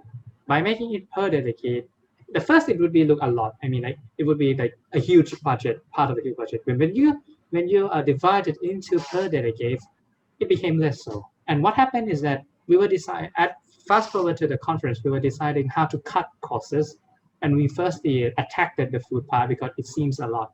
When we divided into a per delegate, it became that the food didn't really cost a lot. What cost a lot was the combination in transportation. So what we done is we cut down transportation instead of cut down the food. And in the real world, if we had cut down the food, I believe that the feedback from the delegates would be that the food is horrible, and it is what wasn't you would like to trade off. Maybe trading off just a few dollars per delegates may not be worthwhile with the experience they receive. So cutting down costs, which would come later, but we did not cover here, I just like to mention about it, is also one of the tools you can do, but you must be precise, do it in a terms of a human mind, not in a terms of a robotic. Make sure that when you're cutting this cost, imagine or predict or project how would it affect the delegates. You could imagine a single delegate walking in a conference, and when you cut down the food, then what happens? Instead of that person, after finishing the academic sessions, getting a buffet, he gets a piece of bread. That's kind of pretty different, right? After academic session, which is just presented, and he gets a piece of bread. And with academic session, he just finished presented, and he gets a buffet of Thai food. That's kind of a pretty two ways of thinking. So make sure you put in what we call the human factor when you're cutting costs. It's not just numbers like A minus B equals C. It's A minus B minus the human factor that it becomes C. Convey the human factor when doing conferences. At the end, you're still dealing with people, and you still want to host a wonderful experience. Not just make sure it becomes equally budget. Sometimes it is go forward, but there's other points you could cut off and do not disturb the overall experience than the past that you think. We really have a discussion with Dr. Marks regarding the food for like 2 months, I think, before settling down with cutting transportation instead, because I don't think that kind of thing happens when you have two co-chairs every time you have discussions. Okay, so thank you, panelists. Let's move to the second question, starting with group 4, since you're already sharing the screen. Please show your answer. All right, so for the types of academic competition for the EAMSC 2030 Stigma in Healthcare, so we have divided it into medical students and also for the public. So for the medical students and medical committee, so we can have scientific paper and poster presentation. We can outline the stigmas faced by the patients and also ways to reduce them. And then as for the audience part, for the public part, so maybe we can host a video infomercial competition or public infographic poster. So for the next one, AMSC 2030, Leadership and Governance in Health. So we can have white paper competition where we give them hypothetical scenarios, outlines all the problems, and also ask them to provide solutions. And then besides that, we can also have presentations on how leadership and health governance is in their home country. So this presentation competition is by their chapters. And then after that, we can have infographics as well, just like poster. And again, scientific paper and poster. Okay, thank you, group 4. Please stop sharing your screen, and then group 8 can share theirs.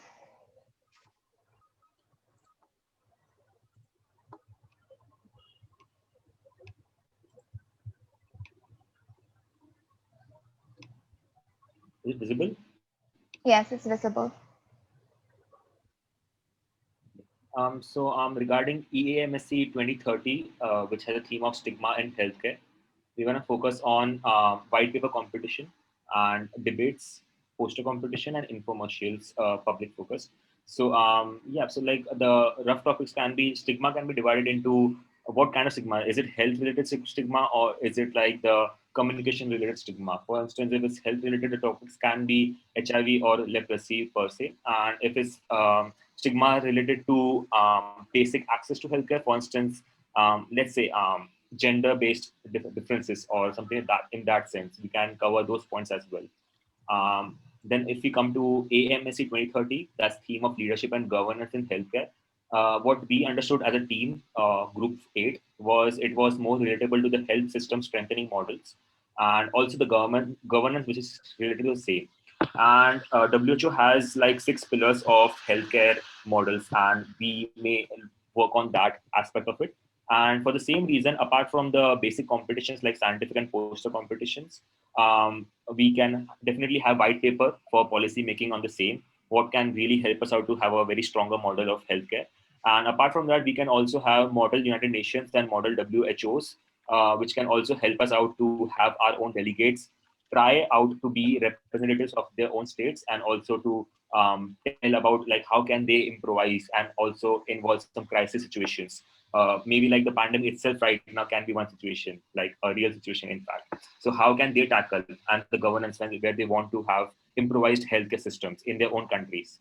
Apart from that, we also thought of a hackathon competition, which may or may not be possible, but the rough idea was to have some basic models of health systems which could be proposed by the participants. So maybe in that sense we can have that competition as well. So yeah, I think that's it regarding the second answer. Thank you. Thank you, Priyansh. Let's hear from our panelists. Is Dr. Mark there? Or if not, maybe Dr. Navita first. Hello. So type of the infographic hackathon or something like that have a full criteria of what how can I say, it's like how to scoring the Okay, so more new ways regarding hackathons and also debates. Hackathon and debates, as some precedent before with others meetings before, namely the MUNs and also the virtual Taiwan simulation. It's one of the simulations that have been done before. You could also use those as a background. There's two things I'd like to address. So the first thing would be when you're considering using academics events, make sure it's classify it specifically whether it's a local problems or it's an international problem. So make sure that if you want to present it to the judges, make sure this is what you've been seeing as a problem in your local context. This would also give us the local creativity regarding points, but also make sure that the theme that you're using is also an international level that everyone could be access to. You may have this kind of problem, but could you link it to what is a more interested part regarding the international community? For the stigma in healthcare, myself, I would propose that maybe video interviews with the patients, and it's more of a patient base more than a clinician base. It's a stigma that we've seen in our eyes. This also can be also used to address the competitions. Other than that, I think, Navid, do you have anything else to add? I really liked how participants have come up with new ideas that all regional chairpersons can keep in mind while bidding for the next conference. The idea of hackathon for leadership is also very innovative, and I think something of this sort can be pulled off in the future. Regarding the stigma in healthcare, I concur with this fact that it is more directed towards the public, and we should look at more public competitions. Also, I think we can include online competitions in our conferences.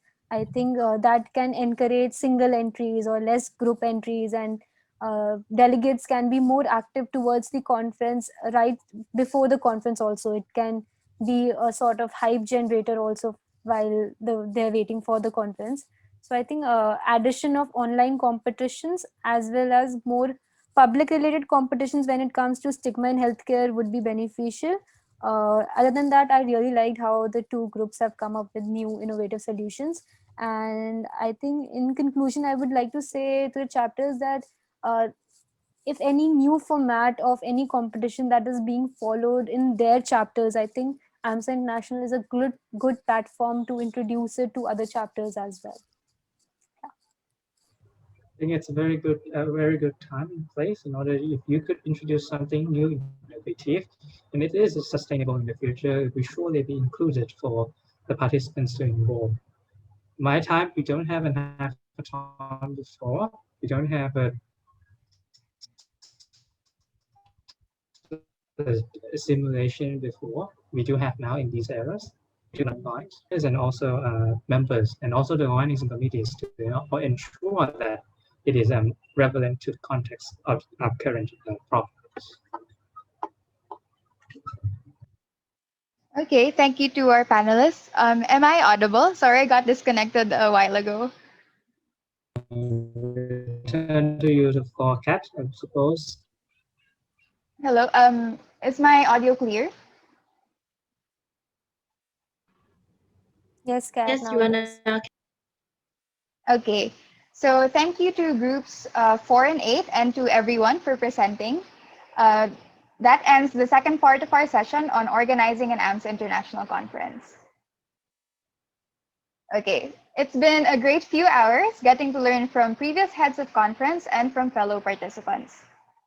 Before we move on to the final part of the session, let us express our heartfelt gratitude to our invited panelists by presenting them with certificates of appreciation. So these certificates are awarded to Dr. Davita, Dr. Mark, Mr. Ham, and Dr. Santosh for imparting their valuable knowledge as heads of conference in the AMSA International Masterclass session, Organizing an AMSA International Conference, given this 30 October 2020. Let us give our panelists a virtual round of applause.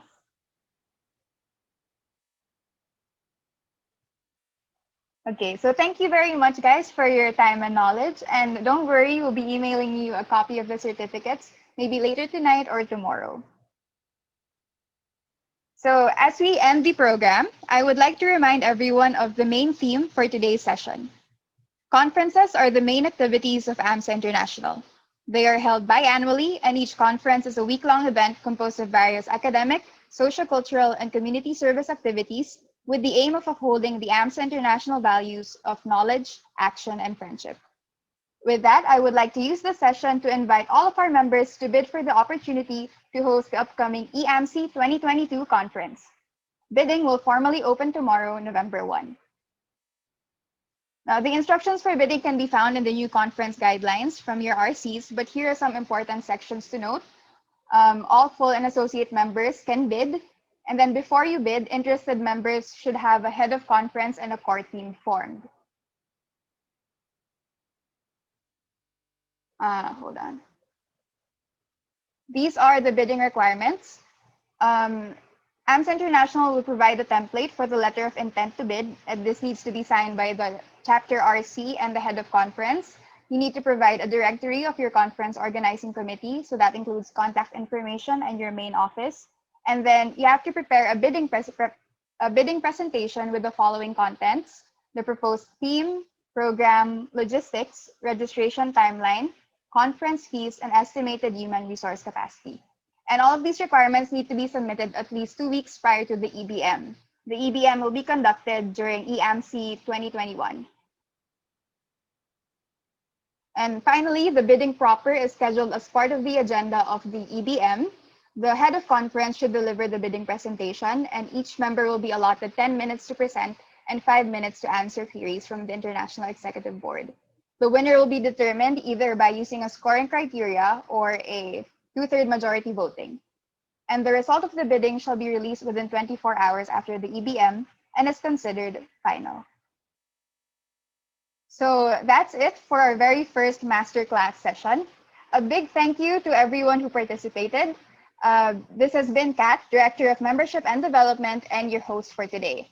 Before we leave, I just wanted to plug, I think, from the EAMSC 2021 organizers. Registration has ended, but for the regional chairpersons, you can fill up the Google form if you would like to request for additional slots for the conference. Okay, so see you in our next masterclass on November 7 to 8, titled Managing Membership in AMSA. And this will be led and coordinated by Mau. Let me just stop sharing and stop the recording.